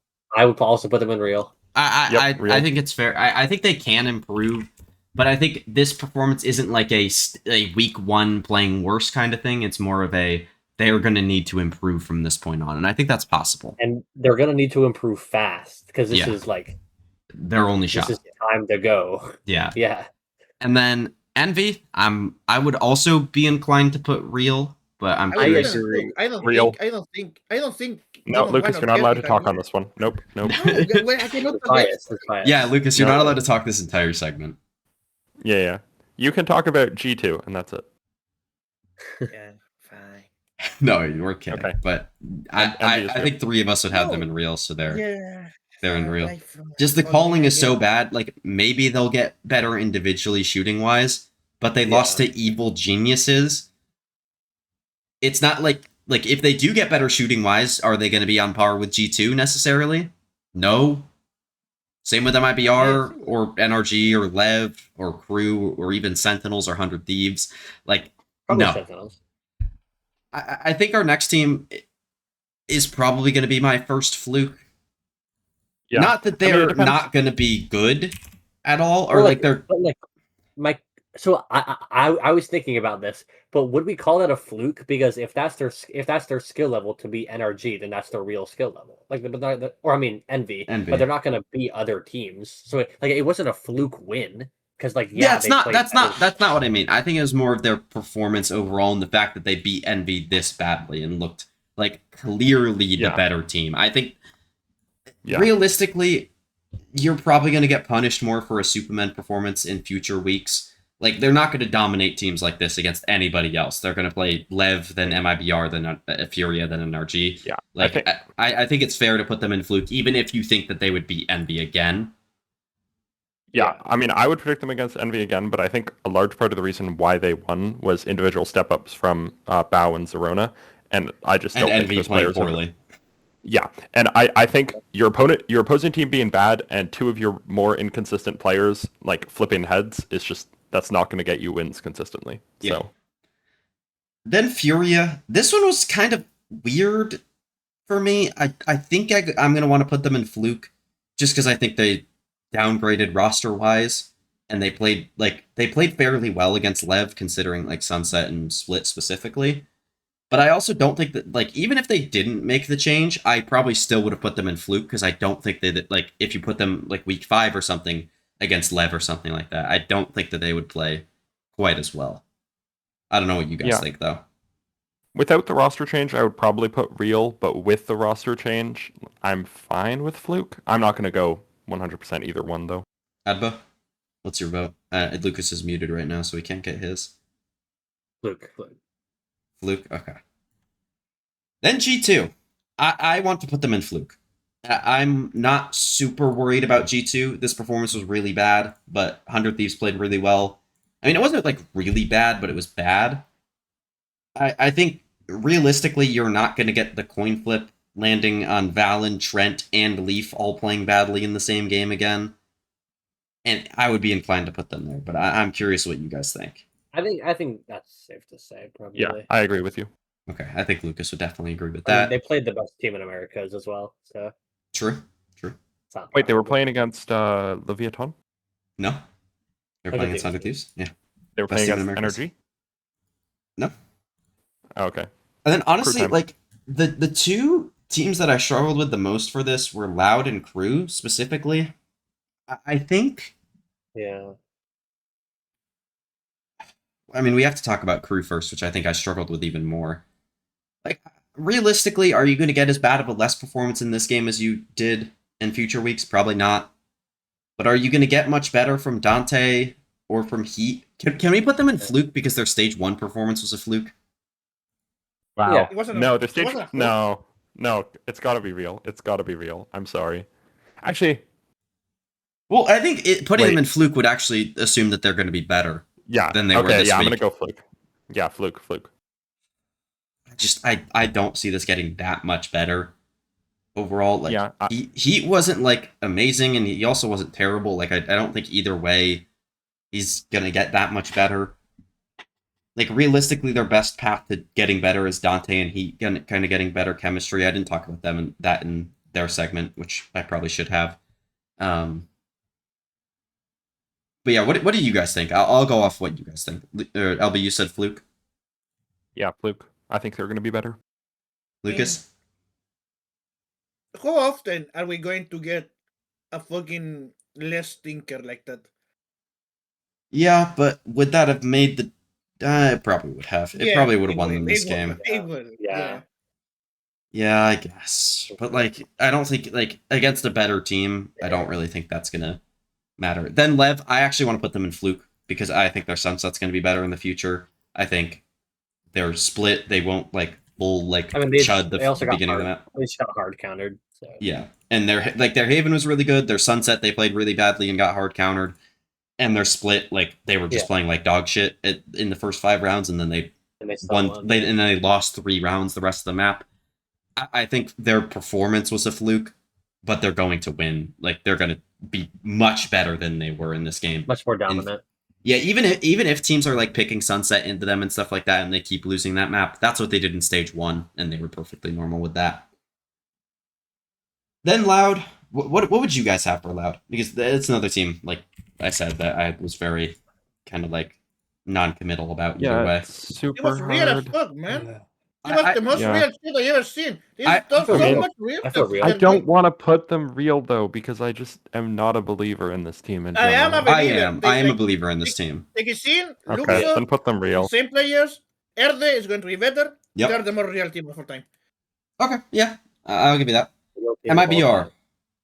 Heard it here first. Real. I'm actually wait. It depends. Are we focusing more on when they were really good, or are we focusing more on their like collapse in the second half of map 2 and then map I 3? honestly think regardless, it is real. Like their performance in the first map and a half was very real, and the second map and a half was like a real concern as well. Yeah, exactly. So real. Yeah, real. Lucas? Yeah, I'm fine with that.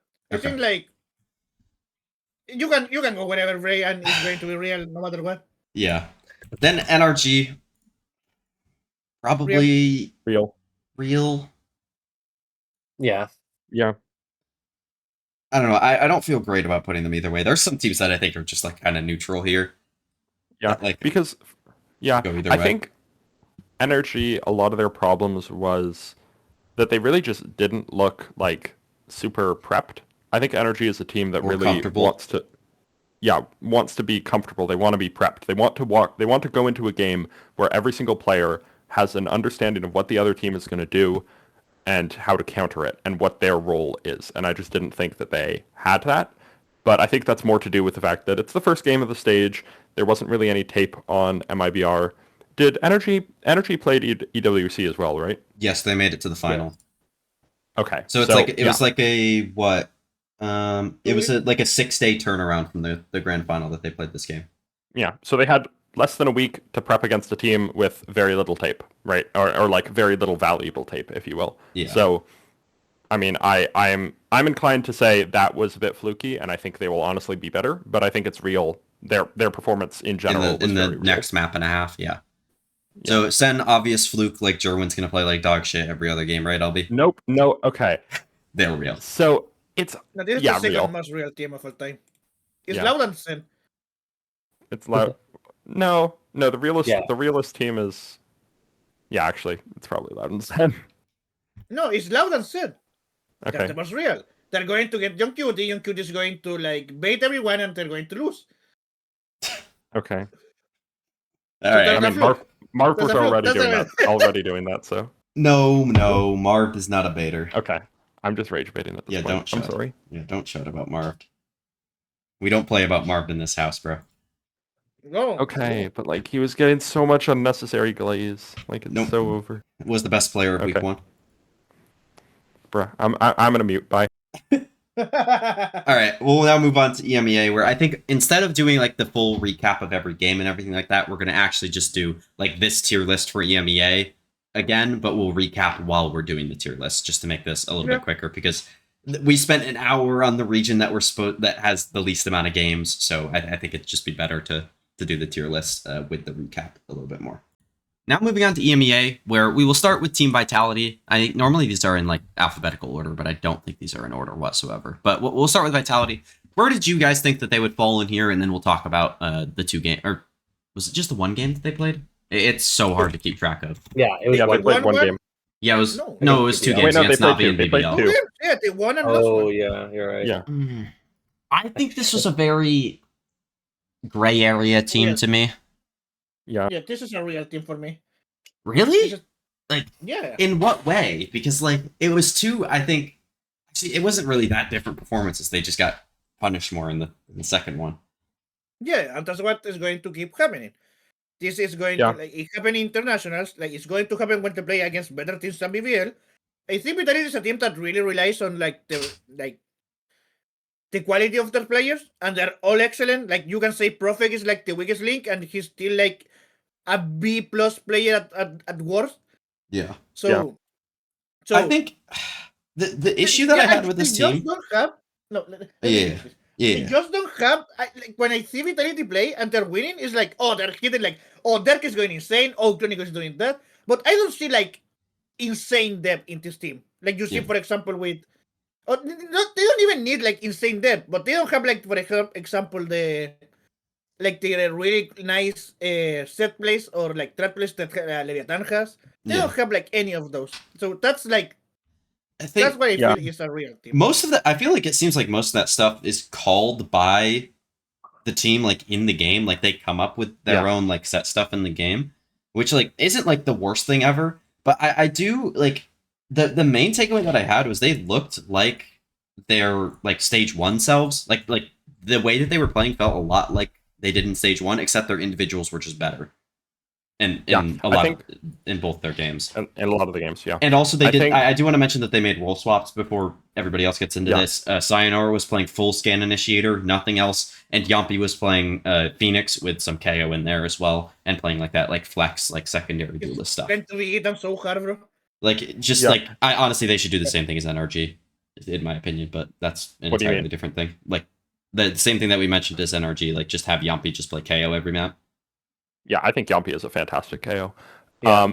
The Sayonara Fade looked a lot better than I expected because he was great. Like that. The What? Sayonara. It's Sayonara. Oh, Sayonara? Yeah. Okay. Yeah. We gotta give us. That'll be the Wait pronunciation. until I start guy. talking about Navi is all I'm saying. But I thought his fade was way better than I expected because when I'd watched him previously, I was like, okay, yeah, he's a pretty great Sova, and then the rest of his stuff is like mid at best. But no, his fade was pretty solid. And so like if he just wants to play fade Sova every map, I think that'll be fine. But yeah, as you were saying, I agree. I think Yampi should be playing more KO. Not that he was bad at the Phoenix either. Like in the BBL game, he was legit like solo carrying them through Haven. Yeah. But Yeah. Comes to 30. but like Next closest was like the calling, you could tell was definitely worse from him because Yeah, he was and it's playing the also- duelist. Yeah, So, and it's also just he's a good Phoenix, but he's a fantastic KO. So, yeah, I think the util would be more helpful and other people would pop off.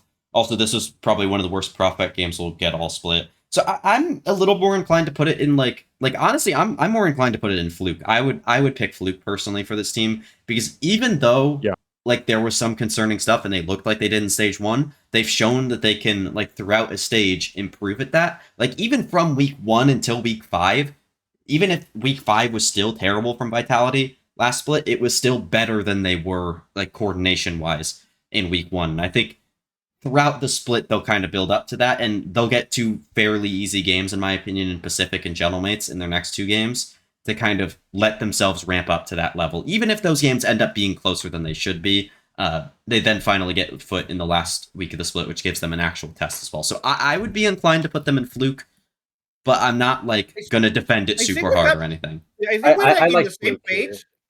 I think we're in the same page, but like get into a different conclusion. Yeah. So it's 2 to 2. LB had them real, Lucas had them real, and then Advon no, I had them. I'm convinced by putting them Fluke. I'm more like 50-50. Let's So if you want Fluke then. All right. to go Fluke, go Fluke. All right, then Foot, who are a weird one to rank. I think a lot of these like week 1 like teams that played multiple different games, it's a little bit harder to pick for them because Foot lost against Navi pretty badly and they looked terrible. I would have put Fluke for that performance, but then against Gentlemates, like they looked pretty solid back to what they were in like the regular season of EMEA last split. So Or like where would you Stage guys on have them? London. Where would I have them Fluke versus? Yeah. And that. I think Fluke. I think they looked pretty solidly worse than they did in London overall, and I do believe in the individuals and their ability to bounce back.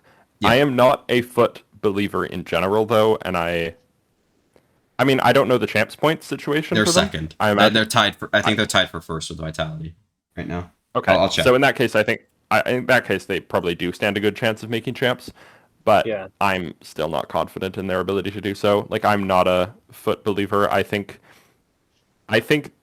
in general Foot has been a very. I just think their entire London run was a fluke, man. Like they're a good team, and it's EMEA, so being a good team is enough to top 4. But still, I just Wait, do you have don't them like fluke in a good way or in a bad way? I'm curious. Oh, fluke in a good way because for this, like they're gonna for this week. improve because I thought like if you want to think about it like this, I thought that they were on the bad side of okay in this week, like in general, both games combined, and I think the team overall is like on the good side of okay. I think the game against Mates was really impressive. They looked fully back in that game. Sociable was awesome. Zeus was really good. I think Sop even you could argue that he should have been better in this game as well. But Crostalli and Yedu kind of just played their roles overall, and they were really nice there. And then against Navi, like honestly, like this Foot team feels like they like thrive off of having prep before their games, and they didn't have any prep before that game, and they just looked completely lost. Yeah. Of what to do against Navi. Yeah, their Navi game was really bad, and that might be dragging it down for me. And I think that's why I would put it in Fluke, is because they're not going to have a no prep game again this entire year. That was their final no prep game. Other than maybe, actually no, I was gonna say other than when they like play teams in tier 2 or from tier 2 and play-ins if they play there. Yeah. But like they could watch those teams' games, but also like I think the EMEA teams are gonna have quite a while off before they actually play. So maybe that would be your next concern, but I'm pretty sure isn't play-ins double elimination. Yes, it is. So yeah, I'm not worried about that at all for them. Like even if they lose to a tier 2 team, I think they'll just destroy the lower bracket and be perfectly fine. Then on to Pacific, I kind of want to just put them in Fluke because of that map 1 win over in the split one. Yeah, over Mates. Yeah, but. I mean, their other 2 maps were pretty real, so yeah. This is a real team. I'm gonna go real. Okay, I'm not like a little bit either of way. The 7 main duelists, even because it's kind of weird. I don't know. Like every time I watch this guy like 7 play like in the last 2 years, I always thought of him like an Ethan Light. He can play like the flash initiator really well. He can flex a little bit. But like I don't know if Ethan's like the player that I would compare it to, but yeah. No, but not in like the way they play, but like kind of the roles. Kind of. I don't think it's a perfect 1-to-1 comparison, but it's not like no, it's bad. not. But like it's not a bad comparison. Like I get what you mean.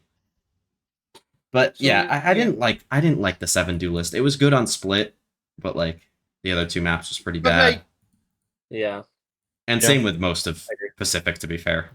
Like it might be the rest of the team. It might be him. I don't know. It might be so just be like for context. I do want to like kind of give a bit of the recap instead of just talking about this because like we need to actually talk about what happened.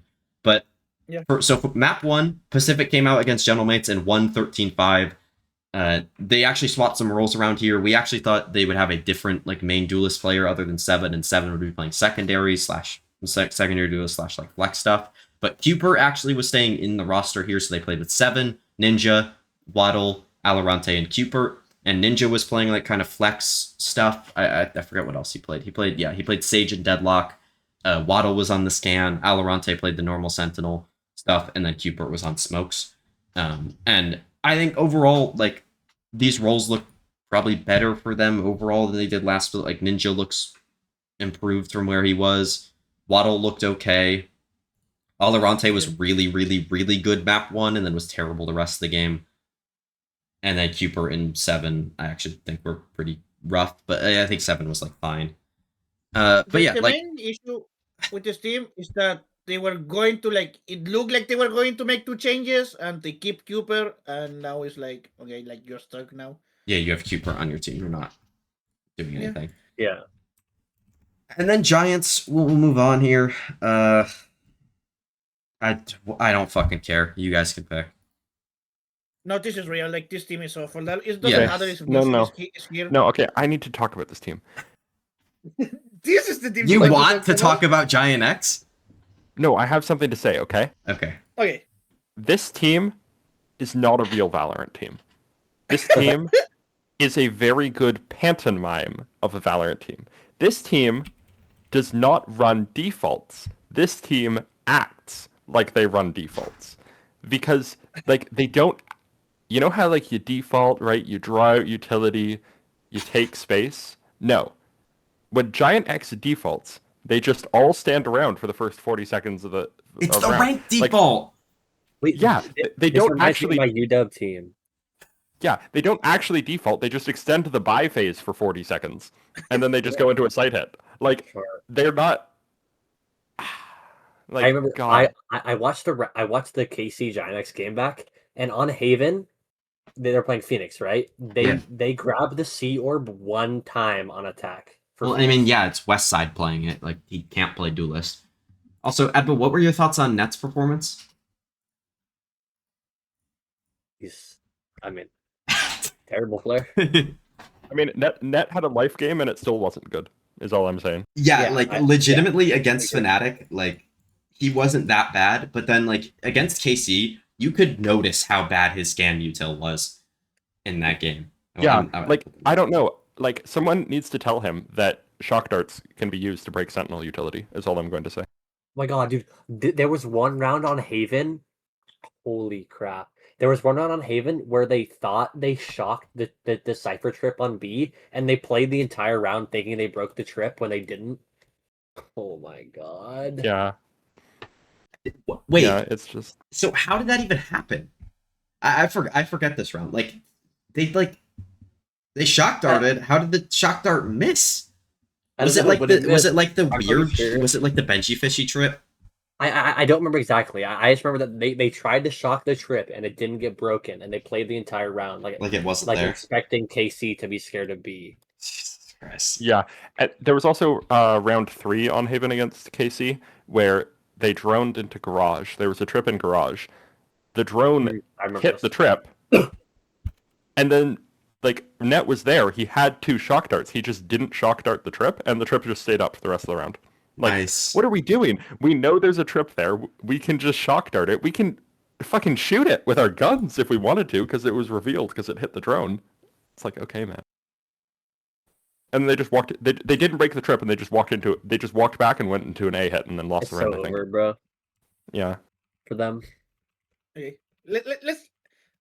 I don't have anything to say, bro. It's fucking Giants. It's going to be an 11 team on EMEA. We can continue. 11th. Oh well. Yeah. Pacific, I guess, but honestly, I had Giants rated lower.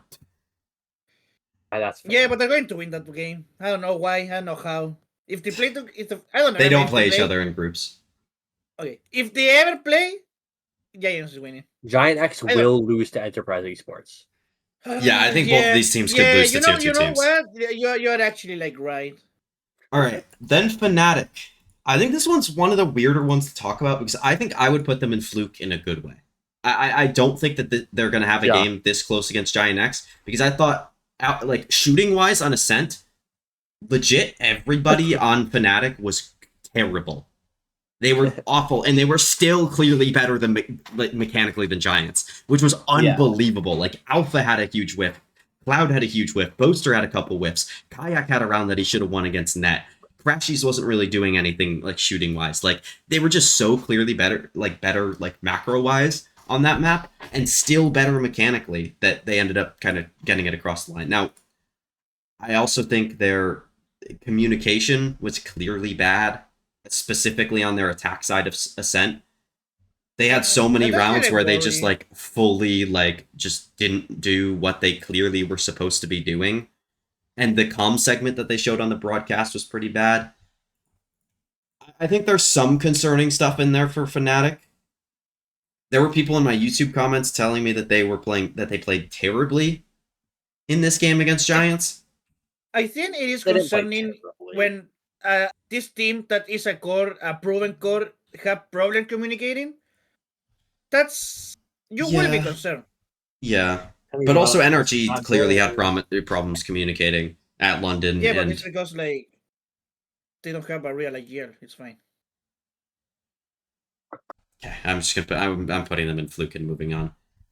Yeah, but it's a good fluke. BBL. No, BBL. I don't want to hear you talk about NRG not having a real IGL, Lucas. No, Like, what that are you was saying? obviously fucking rage No, bait. no, it's not even like funny rage bait. It actually But, that like, you genuinely cannot- pissed me off. All right, No. let's move on to BBL. I don't know That's where to kinda- put. I think this This is real, Real. Yeah, it is real. 100% real. I mean, I mean, I have to put them in real, but Remember Okay, remember Power Rankings last last episode episode, when I said they were gonna be good, like No, really good. do it's real I, because it's exactly where BBL belongs. which Which is like, okay, they Like, played number against one, two teams. EMEA. Okay, they played against good Vitality and bad Vitality. They stomped bad Vitality and got stomped by good Vitality. So that means yeah, actually, that's what I expect from BBL. They're gonna beat the bad teams and lose to the good okay, teams. I forgot that and I that's put what them they in did. fluke there. Oops. Are they like the gatekeepers of I EMEA? don't think that that's the case, though. I think they're going to be like inconsistent. Like they could beat the good teams and could lose to the bad teams. Yeah, like I believe Yeah. BBL can win. Like they against- should still beat the good teams. I mean, I they don't know won if they against will. Vitality. Even Vitality playing bad is better than the bad teams of EMEA. Yeah, like True. I'm not saying that Yeah, BBL are bad at all, but I don't think they no, like they have good players. they didn't do too much that really impressed me. Like, do I think Lovers Rock is Yeah. going to consistently be this good? No. Do I think Krevin is going to consistently be this good, who was awesome in this game? No. No. To be fair, I think LaRock will be better in future games. I think Loida could even be better in future games, even though he was really good in these ones. I don't feel great about this team. Like it's just like a feeling thing more than anything. Like, do I think that Yeah. this next week, that when they're playing against Foot and Navi, do I think they're going to win that game or No. either of those games? Probably not. I think I actually picked them in one of those games when I did my pick'ems. Yeah, I mean, I think realistically speaking, they have a good chance of That's what's upset up. in one of them, but I wouldn't favor them for either of them. Yeah. So I don't know. I'm gonna put them. I'll let you guys put them in real, but I Yeah. personally would have them in fluke, and I think they're probably not going to No. be this good the rest of the No, split. this is real. This is real. And it I makes think sense. No I think overall, like if they're a team, they're fourth in champs points right now in the EMEA. If they're a team that goes to champs, I can get behind them there to a degree, but I can't get behind them necessarily with in EMEA right now without that time off in between. Then we'll move on to Eternal Fire. Where would you guys have them? This was a very like crew-esque one for me, especially when they had a win and a loss. Probably Luke would be my pick. Just because like It's so hard to say though. their win against Liquid was fluky because they didn't have Nats. Yeah. That would be Yeah, my I mean, biggest. they played against like a fake Valorant team. They played against like so. And then They didn't KC, play they against the got Valorant. actually demolished by it, which kind of proved that the Liquid game was a fluke, I guess. But Yeah, you can so- also say that Kisi, Kisi is. We will talk about them later. Yeah, but- don't make a point about them. Yeah, I want to hear where you have them when we get to them. I kind of like leaning towards Fluke. But also, though, like, like, I Fluke don't could think also they're imply legends that they're gonna be better in the But future. Yeah. yeah, but like Yeah, we're making that's the why point I- now, and I don't think Yeah, they're going that's to be true. better. But yeah, I feel like this is like it's kind of like how we had EG in Fluke a little bit. Yeah, to a degree. Yeah. Like they beat a not good team, but also they lost to a decent team as well. So it's kind of weird with them. I mean, yeah, they EG can go always- really either way. You can make like semantic arguments for them to go in either tier, and I think either one's fine. But then we have mates. Where do you guys have them? Because I think real in a bad way, I'm hoping. yeah, in a bad way. Like, Because this I is think what they're gonna I be think like. their foot performance. I'm honestly gonna rank them completely ignoring their Pacific performance. That doesn't count at all in my mind. And Yeah, like their game against Valorant, bro. yeah their game against Foot just was like Martine playing really well, Prosh doing some nice stuff occasionally, and everybody else being dog shit. Yep. And Like, that was like, like this was fair. specifically Bippo. Yeah, Bippo is just- Bippo might be a bottom 5 like a player in EMEA. And there's like Not really, counting like, IGLs. I don't think Yeah, it's might be. okay. I honestly thought in the first game he played pretty well, but Yeah, that was but, against like, Pacific. Yeah, they were playing against Red Valorant. Yeah, so I don't know.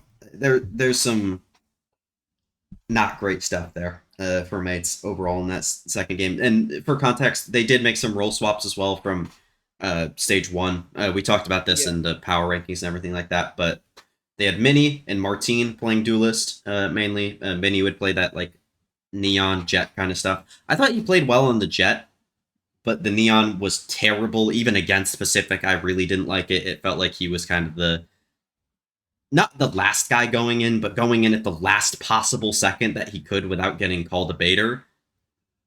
It was kind of Aspas-esque on the neon a little bit to me. And then, yeah, Martine was playing like the Phoenix kind of role. Then Prosh was playing Smokes here for them, and then Starzo was playing Scan, which was expected for those two guys. And then Bippo was playing the Sentinel now, which we just talked about was not particularly good overall. And then we have Karmine Corps, which I might just let Adba place them because I know where he's going to put them. But would anybody have an argument? Does anybody have an argument for them being in FLUKE? They're No. playing really good Valorant. Yes. Thank They're you. playing really, Okay. really well Valorant. Really Okay, well I'm Valorant. gonna say pause. No, okay, that is cope. I don't actually think this KC team is like super great. So yeah, then they they're in won 2 FLUKE. games. No, they won 2 games, but they won 2 Three. games against babies. So it's like Yeah, this- but they looked insane in those games. So you could say that's a little fluky because they're not playing against good teams. I think that would be true. like the way that you're that would be talking my about one it argument. But I'm gonna put them in real just because I think like they played good, and I think they will continue to do that. And I think have they'll- faith in the coaching staff. Yeah. And I think narrate is the truth. I think Dosia is still Yes. really good. Yep. I think Aves has been Aves- great. I Levin's think been the great. Aves narrate He role was swap so was good on Ascent, bro. yeah, the Aves narrate role swap was incredible for both of them. I feel. Levin's finally off Yeah. Waylay. I can finally Yes. defend him and actually have reasoning too. Yes. Yeah. Other than just I mean, hoping that he's on a bad agent for him. I was so I happy, don't think. man. I don't. Okay. You know what? Yeah, I'm just not going to debate you guys. This has gone on for long enough. Yeah, just I put feel, them in real. also I in the narrate interview they had before the game, I like what or maybe it was after, I don't remember, but it was like I think their play style of he described it as more loose, like less Yes. structured. Yes. It looks So- so much better. I think, and like, Definitely. yeah, just like the players on this team, like it makes sense to play like that. I think. Yeah. Yeah. You know what? Like, LB, they're you not convinced gonna me be to like a put them fanatic. FLUKE. Yeah, Like I think they're not going to be like a fanatic-esque like team where they're super Yeah. structured all the time. Yeah. Like we have like ranked players. We have like players that will like just like go kill everyone. Yeah. And this is Yeah. Honestly, LB, your point about the teams that they played not being that great kind of wants me to put them in FLUKE because in my power rankings, I had them 7th coming into the split, and after this week, I kept them at 7th, which kind of makes it seem like maybe they'll stay around that level for me. Because I still want to see if they're going to get tested, but I don't want to say FLUKE because I think that like that implies that I think that they're going to be not that great the rest of the split. But I think they're going to push teams like Fnatic, Heretics, Liquid their next 3 games. Yeah. Like I think they'd have like probably a decent chance at winning all 3 of those games, and probably should win at least 1. Yeah, I'd be happy for 2. I'd be happy for 2 as a KC fan. Yeah, I would be a little disappointed with only 1 if I was a Yeah. KC fan, but I mean, yeah, that's exactly what I said. Where it's like I would probably favor the other team. I mean, depends on how Heretics look in all 3 of those games, but I think KC should get 1 upset of those 3. Yep. All right, Na'Vi next. What do we think here? Because I think this is another kind of difficult one. Because they played 2 Yeah. different games. I think overall, like if you just take their performances at face value, it's very real. Yeah. The way that they're playing. I think LB's going to It's argue like- otherwise, though, based on what you were saying in my Discord and the fact that you haven't said anything yet. Yeah, because I mean, if you wait, just say, what are you okay, saying? That you would Real argue- that at you would what argue- level? Like top. Or wait, that it was like a fluke that they were good, or the fluke that they were bad? Well, I think you would argue that a fluke that they're going to be worse, or like that they're not as good as most people say. Maybe we should be doing overrated versus underrated. Yeah. We're I already think- committed to this shit, bro. Yeah, Yeah. it's past the point where we can change it, but I did kind of realize that midway through. That's kind of what I've been going off of. Is like the real is the underrated a little bit, and the Luke Yeah. is a bit For me, it's like overrated or overreaction. I think that Navi can be better than this, and I think that alone is what makes me really confident for the future, because I thought Navi, even in their loss, was still good. And the fact that I am watching this team be strong, I am watching this team look like a top 4 team in the region, and I'm still like looking at mistakes. I'm still thinking, oh, Hero and Ruxic aren't as like consistent as they could be, right? And False, Exit, okay. it really what? False, but okay. Okay. I think Exit also needs a bit more time to integrate with the team. It really felt like his entries were sometimes a bit too early or sometimes a bit too late. I do want compared to to what- point out there was, I think it was on Split against Vitality, it was Split against Vitality where there was a comm segment that they showed on the broadcast. They lost the round, like it was a terrible round. They got like pretty much flawless, and you could hear at the end like one of the Navi players tell Exit like, "Hey, you got to do this like differently," and it's like, yeah, there's still stuff that they're working through. To kind of but the add fact to your point. The fact that, and I think there was an Angel tweet after one of the games where he also said that, and I think that's excellent, because I still think they're playing good, and if they know that they can improve, and they know what to improve, and I can see what they can improve, once they improve, or if they improve, hopefully they will, how good are they going to be? And I think as a Na'Vi fan, I'm excited, but I'm fine to put them in real, because I think they played good, and I think it's a very real thing that they are a good team. Yeah. Yeah. I don't think we need to do like the real thing as this is real and they're going to like stay there, but this is real and they're going to be Also, good. to our own They credit, look or good and they're to going to like be good. these are their hardest 2 games that they played the first 2 weeks. Like Yeah. like it'll help us, like it'll make it look more correct if they go 3-0 the rest of the split, because they play Mates, BBL, Pacific in that order, and I think they should be expected to win all 3 of those games. That's just for Hero and Ruxic to stat pad. That's for the Exactly. Yeah, they're gonna end up like top 5 players in the EMEA just because of those games. But I think we can move on. Like overall, I need to probably say like what Navi actually did throughout the week, but they got a 2-0 win over FUT, where FUT, like we kind of said, looked a little lost in that game, and then a 2-1 loss against Vitality, where Vitality looks good, and there was some weird stuff. Like then, I do want to talk about their even then, breeze rolls first off, because that pissed me off. Like, okay. why the fuck is Chloric on fucking Harbor Yeah. and Heroes on And Sova? Hero on Sova is Honestly, the Hero Sova was probably worse than the Chloric Harbor. Yeah, I think Just put Hero on fucking Harbor or Viper, and then Ruxic on the other one, and Chloric on Sova. That would just, like, they might win that map if they do that. Actually, no, they lost 13-6. I probably shouldn't be making that argument. I mean, but like when Navi wins, it's because like it's not because Hero is having a game, but Hero is like present, and he wasn't present on the Sova. Yeah, and like I mean, he had like almost double the kills of the player under him in the game against FUT. So like, yeah, I think they could use maybe to like swap the roles back around a little bit. I think Seeboff improved game to game as well. He had some interesting decision making moments on Ascent against FUT, but I think overall against Navi or against Vitality, it was a lot better. The yellow logos are fucking me up here. But I think otherwise it was fine. Like they were good overall and like pretty clearly working towards being a like top 3 to 4 team in the EMEA. Then we have Heretics. Where would you guys put them? Because like again, like this is one that's kind of weird for me. I think I would put it in FLUKE, because I think if you played their game against Liquid again, they would win. Or at least win map 1. I think it's a fluke, but I'm just I don't know. It's they hard for me to say it's a fluke because I'm so mad at how they played. Yes, but, exactly. Like I think this team should be better. So I think it's a fluke. I think Like, they will I be think better. even with the roles, so that they did some role swaps here. They had Woot playing like the main, like Neon and Jet for this team, and then Koshmaris is like that second guy in on the Phoenix, which was interesting to say the least. I was not a fan of the Kosh Phoenix.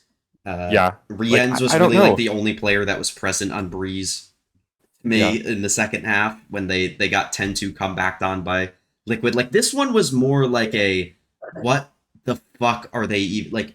It's not like MIBR where like it felt like they kind of got punched in the jaw and never mentally recovered. It was like they couldn't figure out a solution to save their lives against Liquid. Yeah. And it's because they have solo Viper on attack Breeze. It's like they're trying to play the 100 Thieves comp, but they're trying to play Viper instead of Harbor, and that's just not how it works. So, yeah, I thought their Ascent performance was fine, but they did win double pistol and a bonus as well. So, like, I think you could argue FLUKE either direction for this team.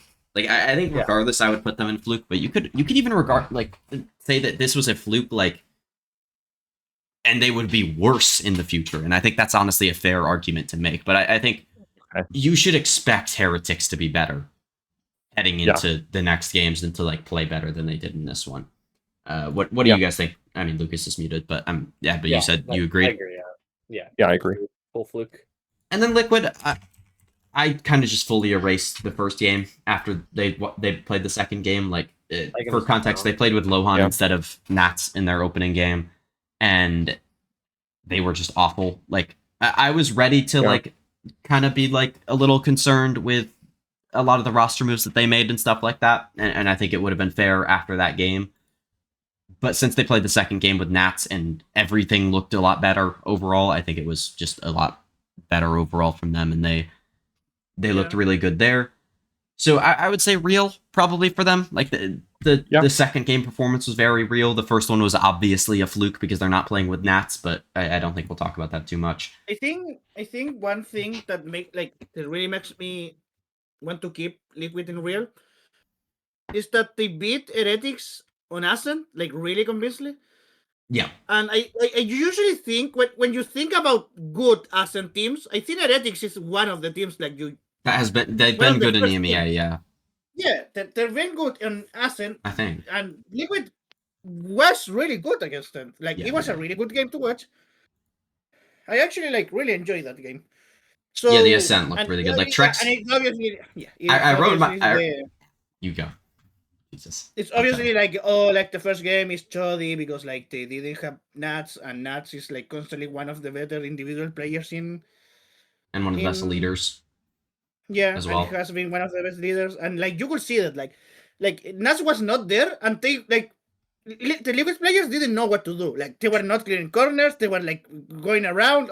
Oh, I can use my abilities now, and they died. Like it was awful. Yeah, Nats is there. Game. They have oh, my dad is here. He's going to make sure everything's fine. And it was actually a really good game that I enjoyed. So. I also do want to mention, specifically that the Purpo Duelist looked good, which was a little surprising to me. I was really low on what that would look like heading into the split. Because the Neon was not good. The defense side Neon looked good. When he didn't have to entry on it. 2 times, and it was so annoying. Yeah, when he didn't have to entry on the Neon, it looked fine. But as an opper, kind of just working the map a lot of the time, he looked pretty good. Yeah, but that's the easy part of the Neon, no? Yes, I agree. He shouldn't be get him on Jet on this map, but you want to play or Neon on Phoenix. You want to play Neon because Neon is the best entry agent. Yeah. Yeah. Also, just for reference, on Breeze on Liquid's defense side, Heretics got 1 first kill the entire half. In a 10-2 comeback. 1 first kill. Who got it? On attack. You'll never guess. It was Rienz. Oh. Why is Rienz getting our 1 first kill? Don't we have Koshmaris and Woot and Benji? Yep, they Woot went 0 for 5, Benji went 0 for 5, and Kosh went 0 for 2. One thing I will say about this not Heretics, Liquid performance, Kama was really fucking quiet this game, bro. Yeah. Also, Rien's first kill that he got might have come in overtime. I'm going to check that. while you guys talk. Yeah, like this was probably like Camo is usually like a really good like entry duelist, like duelist players, and he's not playing like the entry right now. He's playing like the Phoenix a lot, and I'm like it made me a little bit hopeful for Liquid when like a player that has been consistently really like a heavy fragger for your team. It's not like that now, but you can still win like really a 2-0 game against one of the better teams in EMEA. So I'm feeling fine with Liquid. I just want like to talk about those players. Like Purple was really good, looking good. Camo not, and Nuts was there. Like we all know Nuts. Yeah. Almost there. I've almost found it. Okay. Okay. Hold on. I need to see this. I mean, I've got Please, nothing more to add. Yeah, I just need. I just want to. check. I want to see this first. If they get the first kill this round, 'cause that would be really funny. Nope. Pick spam Koshmaris through the Harbor Cove in overtime. So it was during regulation that Rian's got that one first kill. So Koshmaris took one first duel on attack in that entire map. So yeah, I also think like if they played the Harbor, they would have been able to farm the Phoenix ult a little bit more. Like that comp really bothered me from Heretics overall. Yeah. And that was a big reason why they lost. So yeah, we got through the region that played like pretty much twice as many games than Americas in half the amount of time with doing this. Incredible. We did kind of skip through a little bit of the recap stuff with some of the regions, but like yeah, it's mostly result stuff. Like we talked about what happened for each team necessarily. So I think this was better, and we'll do the same thing for Pacific. But LB will be leaving because they don't watch Pacific during the regular season. So you can say bye to them, LB, and we'll move on to talking about Pacific. So yeah, thank you for having me on. Please glaze Genji Wilkin. I will. I got you. Thank you. Okay. Right. Moving on. Bye. All right, now moving on to Pacific, where we will start with Full Sense. I think, honestly, I would put this as a fluke week for them, and that they are going to be better than they were against Nongshim in their one game, to me. Like, honestly, like, in multiple different ways, it's a fluke, because, like, Jit Boys is not going to play this well in other games. He was amazing here. You had Killua playing really well. Primi's not going to play that bad. And exactly. Primi's not going to play that badly. Sephiroth should be better in future games. And I think overall they were pretty good. For reference, they won a 2-1 against Nanjing. Yes. Like we didn't talk about that. They played Haven, Split, and Ascent. And Primi was playing Deadlock on multiple different maps, which was kind of the story of this game. He played Deadlock, and it wasn't good. It was good on Split. It was good on Split. Yeah. It was really good on Split. But on Haven, the comp sucks. Yeah. So I don't even put that too much down to Primi not even being good at the Deadlock. I think it's just straight up the comp is just terrible. And there's like this. If Frost has been running this with GE, Full Sense ran this shit at kickoff. It was always terrible. I don't know why teams are still running this. But I mean, I think overall it's a fluke in a positive way for Full Sense. Even if Jit Boys doesn't play this good in future weeks, they should get better performances out of everybody else. Yeah. Paper I X. This one's not like. It's a weird one. Can I rant for a second? Like ranting about. It's so annoying because no, it's not a rant. It's just like I'm going to complain a little bit because it's so annoying to talk about Paper X this whole fucking split because they're going to do stupid shit because they need to do stupid shit because they're going to scream every match you see of Paper X this whole split. It's just a scream for them. They don't get like they're like, oh, maybe we need to try the mix on Have on Ascent to see how it works because like, what else were they going to do? Yeah, they got the whole time. Like, to be fair, do whatever they want. I want to put them in real because I think this is how they're going to look the rest of the split for Pacific. Obviously, I don't think it's how they're going to look at champs necessarily, but I do want to talk about a few of the things that they did. Like, I honestly think the comps that they played were the main issue, and like they're playing those. I had no issue with how they actually played, like within the comps, and like I thought they played all the comps well. And Forsaken on Mix was really fun to watch. Like he was awesome on that agent, even though like Mix itself wasn't particularly good. And like the Jing Harbor, it was pretty good. Like I honestly liked a lot of the things that they brought out. It's just the things that they brought out themselves weren't actually that good in the first place. Like the like the Sunset comp solo, or I mean, I guess it's not solo initiator Gecko. You have two. But like the Yeah. Gecko stuff, no info sentinel, never been a fan of that from them. Obviously, the Ascent comp was bad, and they did play a normal Breeze comp and get tested there.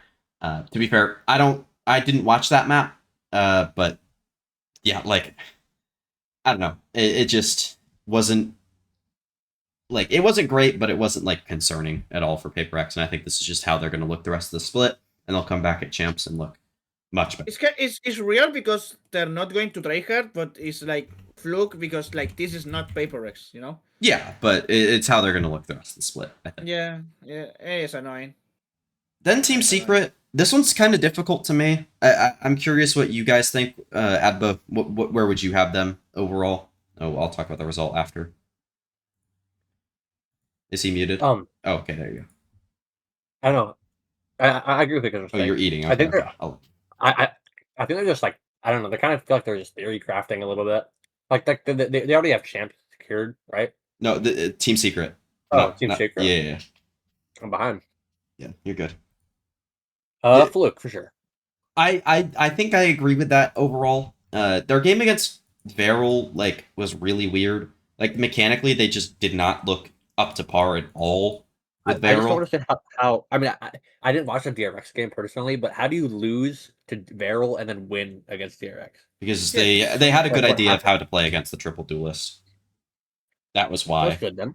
That's good. So it wasn't like spin? yeah, like it was actually a good game plan overall. Like I don't think they did anything like wild, but like it was definitely like a more solid game plan than what DFM came into their game with because DFM didn't get to like prep at all for it. To be fair, so I don't really blame them for not having a great solution. But Secret definitely came out better there. Zeus looked really good. I just kind of don't think they're going to be able to beat DRX caliber teams the whole split, and I would probably put it in Fluke because I highly doubt DRX at the end of the split is still playing these kinds of comps. Yeah, I agree. 100%. Lucas? KRX. So annoying, like the win against like the only team I really like. Bro. Like Yeah. Secret is going to win. I Sure, think man. if they look as good as they did mechanically against DRX, maybe they can do some stuff. But I instantly sold all of the stock that I had in this team when they lost to Varel. And like even though like Varel was actually pretty good in their game, we'll talk about them later. I was kind of disappointed in how Secret played overall. Then Zeta, I think probably just real. They were solid. I think against Genji they weren't like terrible, but I think I would have them real just because like they were fine. Yeah, you can go ahead, but and I'll rant a little bit about what they were playing. I have Zeta to beat RRQ this week in my pick'ems. Why? What? Do you think Genji's that good? What? Like they lost to Genji. Do you think Genji is like so good that like the loss that Zeta had to them didn't matter, or are you just low on RRQ? Both. Okay. I agree with both. I thought their Ascent comp was like really bad. Obviously, they're playing. So, I skipped the results for teams again. But Zeta, Zeta they played one game and they lost 2-0 to Genji. They played Breach on Ascent in 2026, and I thought on the attack side they actually had some interesting ideas. Like they would throw a smoke down on the site, Absol would like dash into it, and they would use like that like info to use the breach stun on, and they would get hits with it. And that was actually like pretty decent on their attack side, but the defense was just so bad overall. And I think Echo's util outside of that was pretty bad. And then when you got to Sunset, Echo's scan util on the Sova was pretty bad again, even though he was shooting pretty well in this game. But I also had issues with this comp as well, specifically with the fact that they were playing Cypher here instead of Chamber with a guy like Shota on your team. Like, I genuinely think they win Sunset if Shota plays Chamber. Straight up. Like, I think that genuinely makes the difference. It's kind of rare for that to happen, where you can, like, easily tell, like, a different comp would have made the difference. But I think letting Shota play a bit more free and away from his setup, especially when the Cypher didn't get that much value, is just so much better for him overall as a player. rather than kind of tying him down to his setup a little bit more on the defensive side. I also thought there were some good individual performances from them, and I think it will kind of overall keep being the same, which is not a great team in Pacific, though. What did you guys think? I mean, I probably have more thoughts on Zeta Division's performance than you guys do combined. You have more Yeah. thoughts about Zeta Division performance than the Japanese fans, bro. Probably, yeah, but I mean, they did some interesting stuff in that game, and like good and bad. Speaking of interesting stuff, we have DRX, who beat DFM 2-1 and lost the secret 2-0. That's a fluke. That's a fluke. This is a fluke. They are like, you can put them against Team Secret like 100 times again, and they're not losing again. If they keep playing these comps, yes, they are. Yeah, they're doing like stupid as shit comps. No. I want them to keep doing these comps for one more week because they play Paper X this week. And I think if Paper X played these comps against them, it would be the most fun game of Valorant of all time. Dude, could you imagine? Yeah, that will be fun. That will be fun. I don't think they will, but... We need to talk about a little bit about what they're doing. Like, they're I playing... had in-depth anti-thoughts about the comp, not necessarily anything more than that, but I'll let you guys talk. Explain. Okay, so for like, I'm pretty sure like everyone has seen it. It's like it was kind of like viral on Twitter because like, yeah, they were playing triple duelists. They were playing triple duelists. Every map they were playing Omen. Neon. Yeah, every map they would play Omen with Waylay, Phoenix, Neon, and then an Initiator depending on the map. No, it was so yeah. Well, no, they played they played Sky on Split. In the first game in DFM played. Yeah, and they played Fade on Summit as well. So it was just depending on the map. This like I was talking about this a little bit. Like my main worry with this is that I don't want them to play this like ever again. I don't want like past one game. Yeah, I think they're cooking a little too hard. But my problem was like, okay, if this is a one and done comp that you're using to go there and win against a team without like having that is your game plan to beat the team is kind of bringing out something new. They're going to rank this like new comp and we're going to win and never use it again. Why? Obviously, they didn't do that. They play against again. Yeah, I was really surprised they played it again. Yeah, I thought it was a one and done, like okay, we're going to disrespect DFM because they're ass, but it wasn't that. So like, what are we doing? Like ass? What do you mean? Because like, okay, they need to win though. That's the problem. Like, So I just had a thought. Are you ready? Are you ready for them to play with FLUKE the entire group stage and then bring in Young for playoffs and switch the comps back for playoffs? Yeah. No. It's going to happen. Man. No. Okay. What about Flashback though? Imagine Flashback comes back. I would rather that, but like. No, you wouldn't because like they are pissed off at each other. I mean that doesn't matter. But like he's a better quality player than the other both. Yeah, so but you know in the power rankings video that we did before the split, how we said that DRX is going to make like 50 different roster changes for no reason. Yeah, instantly happened. Yeah, but like why? Like I don't understand. Like, do they like? What did you think about FLUKE's performance? And then I do want to give my thoughts about the comps overall. I thought it was like whatever. I don't know. Yeah. I'm just mad because I really like Young as a player. I thought he was like fine. I wasn't big about Young. I think they're both of similar level, FLUKE and Young. But I think FLUKE has been playing worse now.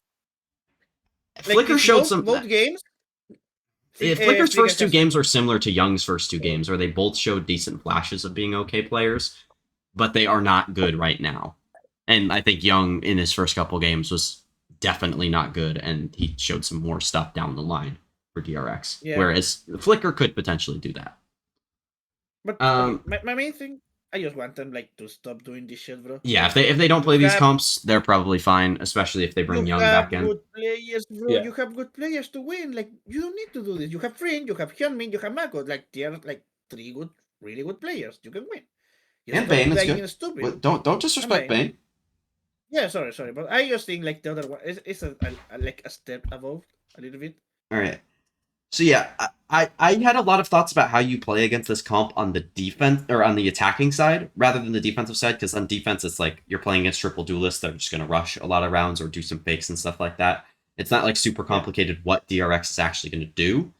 It's more complicated like how to stop it, and like that's more up to the teams and how to stop that. But I think on the attack side of like when you're playing attack and the comp is playing defense, like I feel like you just need to do a lot of fast sight hits because the comps don't have a lot of stall built into them. Like they have some, like the duelists are like the good stalling duelists overall, and especially when DRX is playing the Fade, you have the Fade and the Omen that can stall to a decent amount. But I feel like getting into like trying to work the map a lot against them is kind of like, and like getting an open sight and trying to do that is kind of like playing a 5v5 retake on the defensive side a lot of the time, because it allows. So when you play a 5v5 retake on the defensive side, it allows the enemy team to kind of get in good spots, get crossfires set up, good util set up, like counter utility, and make plants and everything, instead of kind of just like flooding in, trying to deny the plant and stuff like that. Like it's well proven that when the plant is down, it makes the round like a lot more winnable. I don't know the exact statistics of it or anything like that, but it makes it a lot more winnable. And I think planting the bomb and getting into a 5v5 post plant against this DRX comp without like really trying to contest them in the chokes of the heaven choke, like in on split per se, right? In like the heaven choke or the CT choke or anything like that, you're gonna have a tough time stopping them because they're gonna have the waylay dash, the neon slide, the phoenix flashes, and they're not gonna like use a ton of util in the early round outside of like a sky flash to get early info. Because what DRX likes to do a lot is they'll group up as three and just kind of walk an extremity at some points in the mid round. And if you're especially like even outside of playing those post plants, like you're sometimes just going to get caught by that group of players. And with the way that DRX is aiming right now, for the most part, I don't think you're going to win those fights most of the time. And I don't think you're going to like win those fights on util either, because like the brawling, like util with the Phoenix, the Neon, and the Waylay is just really good. So I don't know. I had quite a lot of thoughts on how to play like the attack side against this comp, but it wasn't like I don't really have a full plan of like the defense side or anything like that. I did just kind of want to. I thought it was really interesting to think about with the comp overall, even if it ended up not being too good. Do we want to move on now though to T1? Yeah. I think this is the biggest fluke of the week. Whoa. Yeah, I agree. Really? I mean, I know Paper X was playing some weak comps, but I mean, yeah, they were playing Paper X, but like, I didn't think they would like. Do you think they're going to be worse? yes, Yeah. definitely. And Meteor and Itsu were doing God's work in this game. Buzz was fucking terrible on the smokes. I mean, he was close to breaking the kill record. Wilkin, they're going to maintain this, not necessarily this performance, but they're going to continue winning.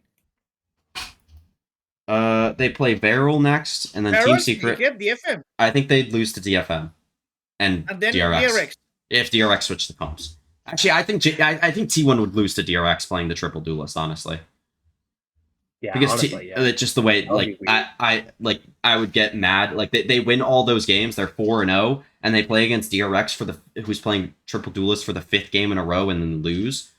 Like that just seems like something that T1 would do. Yeah. But I don't know. I don't see like the DH on Sentinel was just like whatever. I don't see it getting largely better. The Buzz smokes didn't inspire me, or the secondary duelist. I think the secondary duelist will get worse. The smokes will probably stay around the same. Munchkin could get a little bit better on the scan stuff, which I think is kind of a good thing. But Itsu playing the role that he's playing, like Itsu can play literally anything for you to a decent level. They are putting him on his 2 worst roles for this team, is entry duelist and scan initiator. I would rather have him playing literally any other role. Like name any role in the game, whether it be Flash, Initiator, Sentinel, Smokes, a secondary duelist, like an opping duelist specifically. Like I would rather him be playing that, any of those individually, than playing the scan initiator or entry duelist here for this team. And I think that's just gonna lead to them having some issues and potentially missing out on champs. Like they are 3rd in champs points right now with 11. They'll probably make it on points realistically, but I was really I did not like their role swaps at all, and I think it was yeah, they beat Paper X, but like, who cares? They still lost to a mix on Ascent.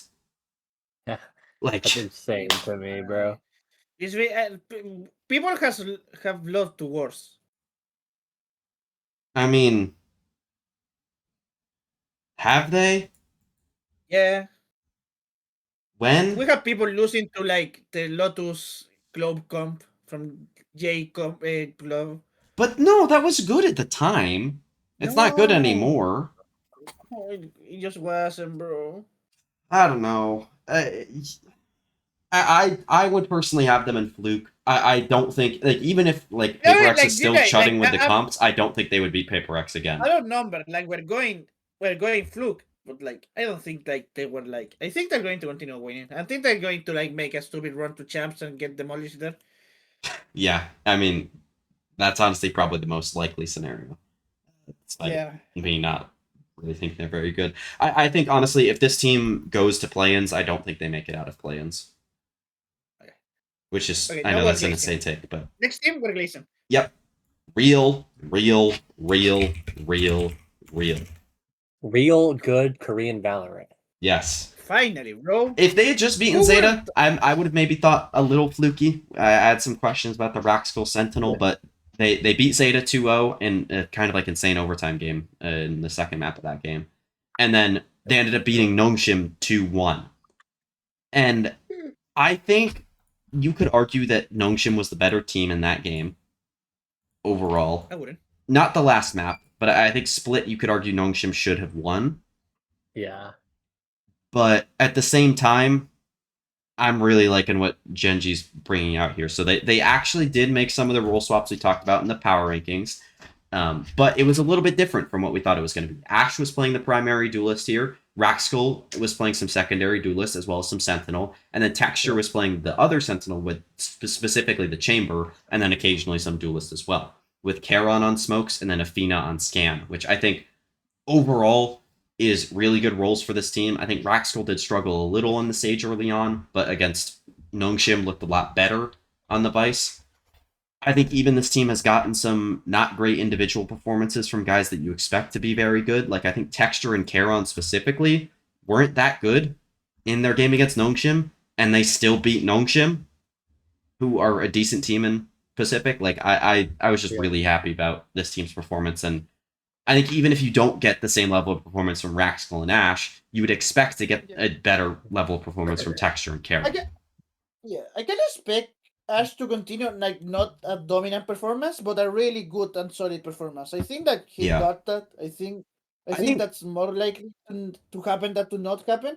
And who would have guessed, bro? You put Charon on Smokes and he's actually a player, bro. Wow. Who would have guessed? Like we discovered Americas, bro.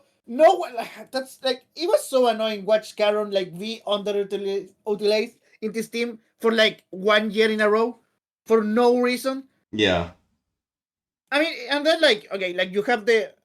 Like, what do you think about the texture chamber? I thought it was good. I think in the second game there was some op shots that he should have hit, but I think overall, other than that, he was really good. Yeah, I mean he is like up there as one of the better like authors on Pacific. I think he's up there in one of the better chambers in the world. Period. Really? Yeah, I think like the chamber, the agent itself, I didn't have any issues with. It was just kind of like his performance on it. Yeah, like you know what? You might be right with that. But yeah, like I think this performance is very real. I think they're one of the top teams in Pacific so far. Obviously, I wasn't super high on Nongshim, and we'll talk about them later. But this team does probably have their hardest 3 games coming up in RRQ, GE, and Full Sense. I think Adbo might argue otherwise for RRQ with what he was saying before. But yeah, like we're gonna see them really get tested. They might drop a game or two throughout this split, but they've overall looked very good. Yeah. And then move on to Beryl. I don't know if you had anything you wanted to say about Genji Yadba. Specifically, I'll let you. No, it's just Genji's back. Yeah. I'll let you talk about Beryl though, which I mean actually is like such a like worse team to give you to talk about. But they look better. I think they look like a real tier 1 team now. But I mean, how real do you think it is? I mean, they've only beaten Team Secret so far. Yes. And for reference, their upcoming schedule is T1, DFM, DRX, PaperX. Yeah, so arguably they probably have I don't know, probably that's the hardest schedule out of any team, maybe. No, That's the other group is harder, but I think it's the hardest in their own group. That's rough for them. So like I think the Gen G remaining schedule is harder than theirs. yeah, I mean, But I think maybe go real for like this is like the most they're gonna do, or maybe that would be I don't know. If I that would think be I think Fluke. that would be Fluke. I would Yeah. put them in Fluke because I don't know if you're going to get this level of performance from Foxy9 again. And Yeah, Zexy was really bad last split, and he's only had one good game. But I was impressed by Zuna overall, and I think Zexy definitely did impress me. But I don't think they're going to look this much better mechanically than the team that they're playing against again. Yeah, and I like think that T1, DFM, DRX, yeah, PaperX, like those teams are going to be so much better mechanically than Team Secret will be in that game. At least in that game, like Secret was just not shooting in that game. They were like not aiming at all. And I think all these other teams will show up and play better on the day when they play against Feral. So we'll put them in Fluke. I do feel a lot better about them though, and I think they definitely have a chance of like maybe doing something in play-ins, like getting an upset here or there, and that could matter a lot for them. And then DFM. They played one game. They played against DRX and lost 2-1. I would put this in Fluke, personally. I think they looked a bit worse in this game. It's going to be the worst game you're going to get from Kaide all split. Now, they were playing Breach on Sunset, which, I mean, I did suggest earlier for NRG to play, and I actually, now thinking about it, with how much it pissed me off that DFM was playing this, I probably wouldn't want to watch NRG play that and root for them either. So maybe I'll backtrack that Ethan should play Breach take. But legit, like, you could not think of a more useless agent against DRX's triple duelist comp than Breach right now. And that just kind of fucked them over a little bit, and then they got ran over on new map. So I would personally go Fluke. I think they'll be better in the future weeks. Now, how much better is definitely a different question. But you know, one man, you can get your cope. It's fine. You think they're gonna? I mean, they did take a map off of DRX, so I mean, you could argue that. I don't think they're going to be like. I don't think like they're going to win against at least 2 games. At least 2 games. Actually, yeah. I mean, they did play close against DRX. Yeah, like it's fine. Like they're going to be like better. And let you go. I'll let you guys pick because I think either way it's a positive for them. In Fluke or real. No. I don't think it's a positive. Other than them playing Breach, what like true negative was there? I think that's positive for them. Like what did you really dislike from them? I think they fixed their roles, and they actually look it looks so much better now. Oh my god! I'm just reservating. I think they're going to be better. Okay. I just went to. But you guys can pick the semantics of it in real or fake or Fluke. I don't really care. Yeah, just play a Fluke. Okay. That's fine with me. Yeah. I'm fine with that. Then GE. Like May is never going to get outfragged by Agame again, bro. That's never going to happen again. Akame is goated, bro. Don't disrespect him. No, like you don't have to to get like a good teammate for May. He's been good the past 2 years. Okay, man. I believe you. All right. We believe you. GE. Are we gonna put them in real? Yeah, real bad. They literally won 2-0 against RRQ and were clearly the better team in that game. They won by 5 rounds. I mean, yeah, I agree they were better. Yeah, they were clearly better than RRQ were. Yeah, but RRQ is just like a team. RRQ almost won with Cushy going -20. -9 FKD on Phoenix on Summit, by the way. He went 1-10. You know what they need to do? They need to 12-27. How does he even have that many deaths? They need to get Jenkins out of Pacific and never look back. Well, okay, wait. We're talking about GE right now. Yeah, I especially. would put them in fluke a little bit because I do think that Summit comeback was a little fluky, and I think their Yeah. comp is a little gimmicky on that map because it's a new map. I Yeah. talked about this in my power rankings, but like I think the Veto helps you on a new map to have Autumn always Yeah. positioned in the right spot. Crystal playing the Teo, you can play like post plant stuff. People don't know the specific spots he's going to be playing. Patman, I think the Gecko specifically was the biggest one for me. Was that people don't know where the dizzies are going to be coming from necessarily, and There's some crazy dizzies on that map. they're not going to be able to pre-aim them as well.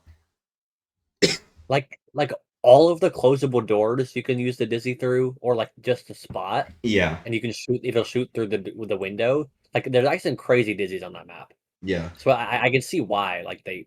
And in I theory, think the Rays and the Astra are just like simplifying agents for Yeah, GE overall as well. So like I think they did a good job picking their comp there, They- but they I do don't have know if some that's rogue going to get ones as well. really. I mean, I guess Javi was playing some Cypher, Yeah, Javi a little bit. but I think that was the only one. It's just him playing some Cypher. Otherwise, everything else is pretty standard. I guess Udo playing full duelist, nothing else. He played some Yeah, Sentinel in just the mainly past. the Javi part. Yeah, which I think is that is an interesting because he did play well on the Cypher on Sunset, and their Yeah, comp on Javi Sunset was pretty good.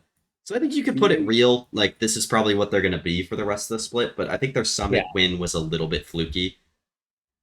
Yeah, like talking through the game itself, I've kind of come down and landed on But- real a little bit more. Like me, I wouldn't be surprised if they lose their next 3 games, which are against Full Sense, Nongshim, Genji. I could see them losing all of those games. And I could see it, yeah, but I don't think they will.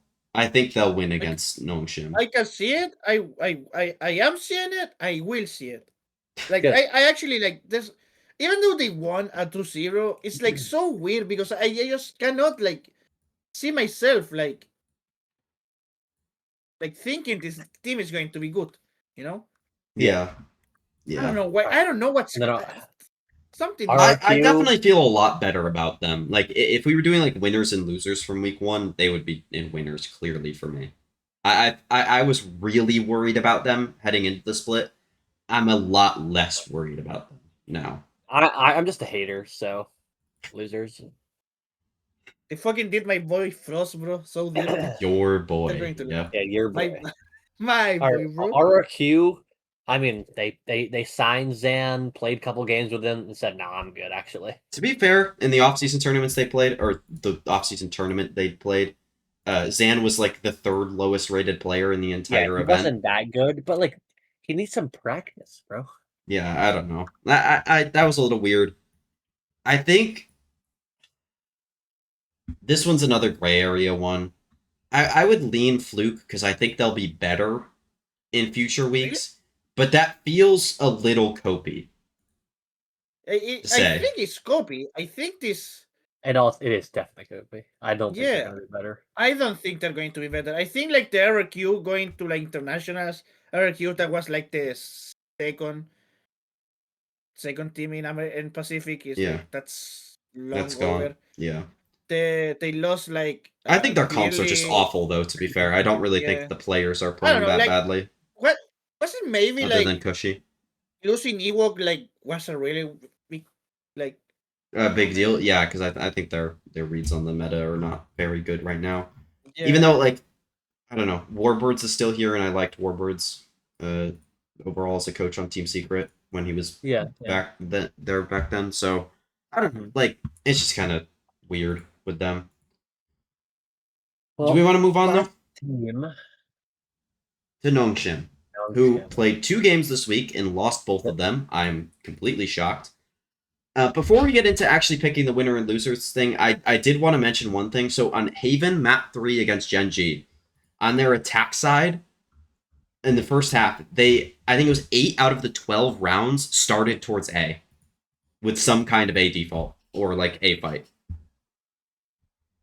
8 out of 12 rounds, and Genji would either just beat them in the A fight straight up, or like just retake A and just own them every single time. Like I think Nongshim might have won 1 team fight on like in the A space, and that was it.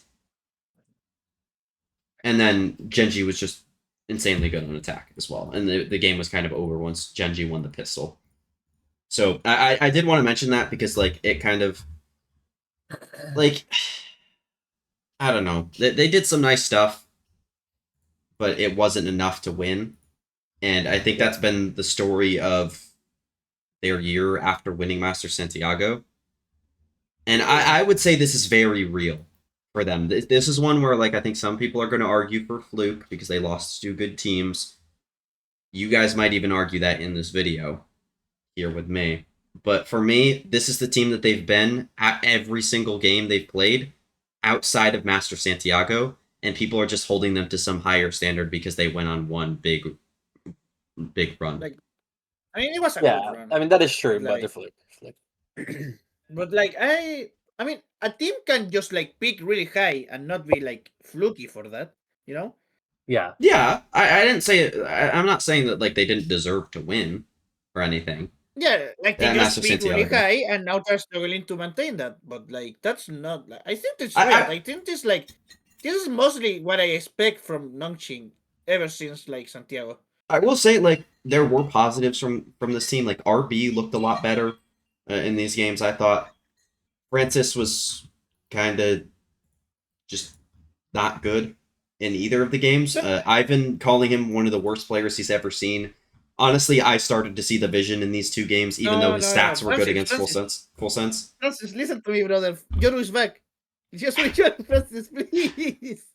And then X Ross, I Back, thought looked good on the duelist, on the Phoenix and the Jet was overall good. Ivy looked better. Like they looked a little bit more back in form than they were in stage 1. They're definitely a better team than they were then.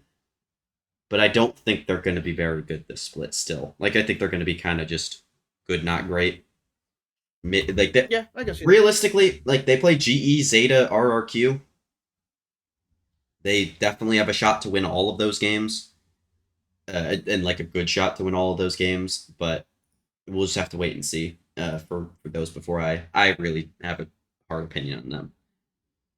But with that, those are our final rankings. Anything else to add on all of Pacific or just even any of the regions in general?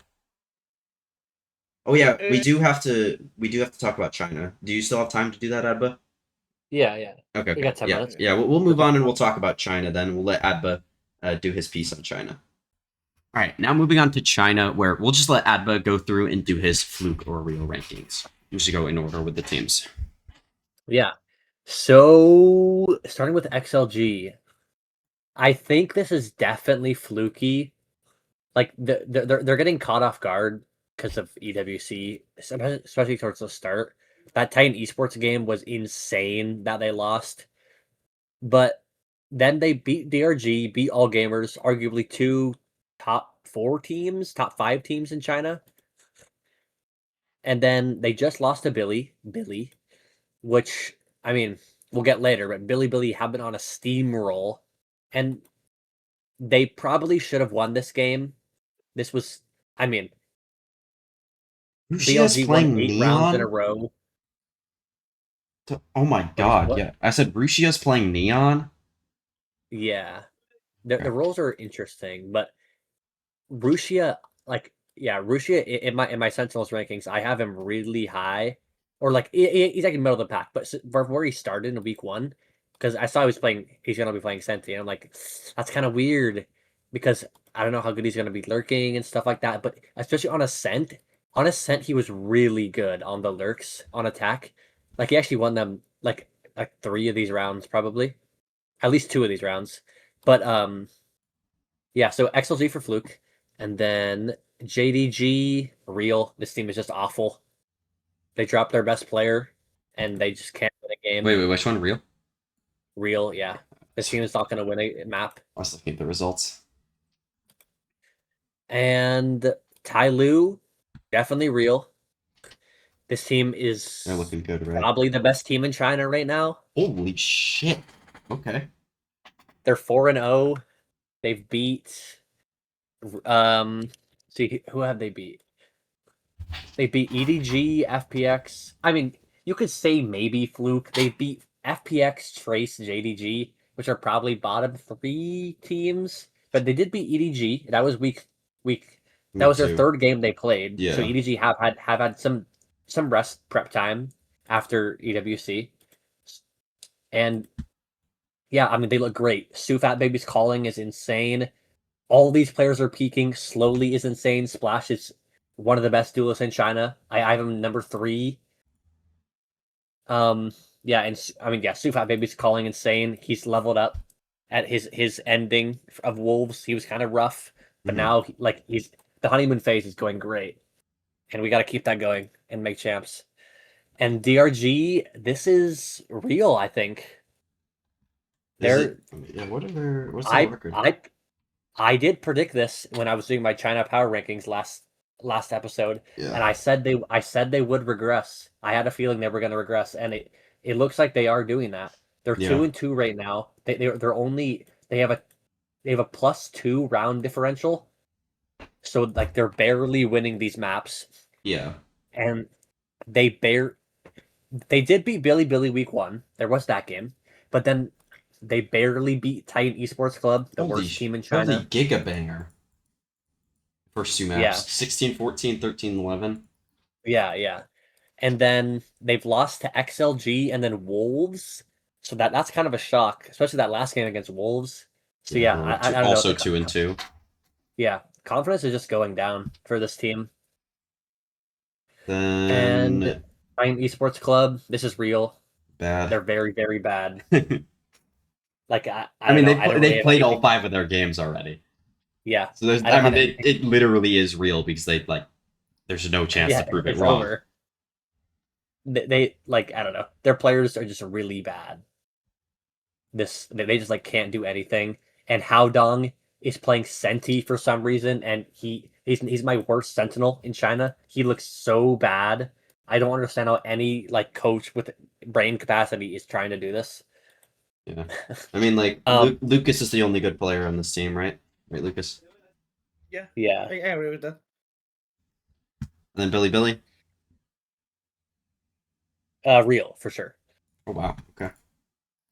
Actually, I don't know. I mean, they've beaten XLG and all gamers. Yeah, no. Now that I'm thinking about it, I might move DRG back to FLUKE. I mean, my confidence is fading, but like it's DRG, and like they're gonna. I feel like they're probably gonna get better, especially in later stages of playoffs. I mean, there's plans. There's still plans in China as well, so we're good on that part.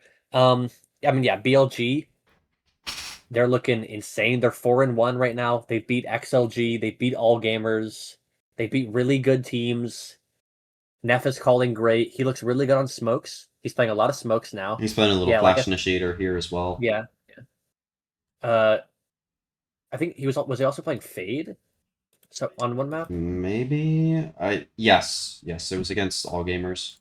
Oh yeah. But I was thinking of Sky. Yeah, his Sky looks nice. Yeah, Sky. Yeah. I think he's played Sky, KO, Fade, and Omen so far. Yeah, but most played Sky. But yeah, his Omen. I was kind of a little down after the Wolves game. But he looks very good on this new role. On this new role. And I mean, YZ looks incredible. This team is their new player FT as well. I was low on him because I didn't know anything about him, but he's moved up my rankings pretty good, and he looks great on the flex role, secondary duelist. He's very nice on, which is kind of, I mean, that's what Billy needs for this meta. Like, I don't really know who else would play secondary duelist in this comp. Like YZ's their main, and then Rushi is playing some duelist. Yeah, but I don't know if I would like him on Phoenix though. So this is good that they have a player like this that they can slot in there and rely on. And they're all clicking. It's great.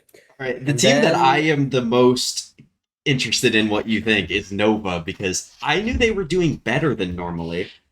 I did not know they were 3-0. Now, to be fair, they've won against probably the 3 teams that you're lower on overall. I forget where I power ranked this team. I could check. In week 1, or I have it right here.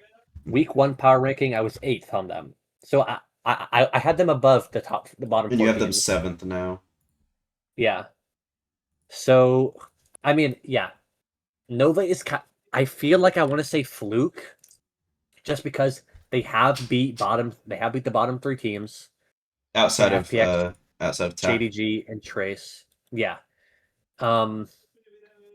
And their upcoming schedule is really hard. They play EDG and Tyloo next 2 games. So that's scary. Yeah, probably leaning towards Fluke. But I do want to say their players are looking really great. Swagzor, like I said, he's going to be better with time on this team, and he is proving that. He looks very good out there on these duelist roles. CB, old EDG pickup, looks very, very good on the secondary duelist. I'm also surprised with Azir and Guanji. Guanji's been a nice anchor sentinel at times, and Azir has good util. I think he's another good solid smokes piece for this team. I wouldn't be surprised if this team made a run, but I do think it's a little fluky for now.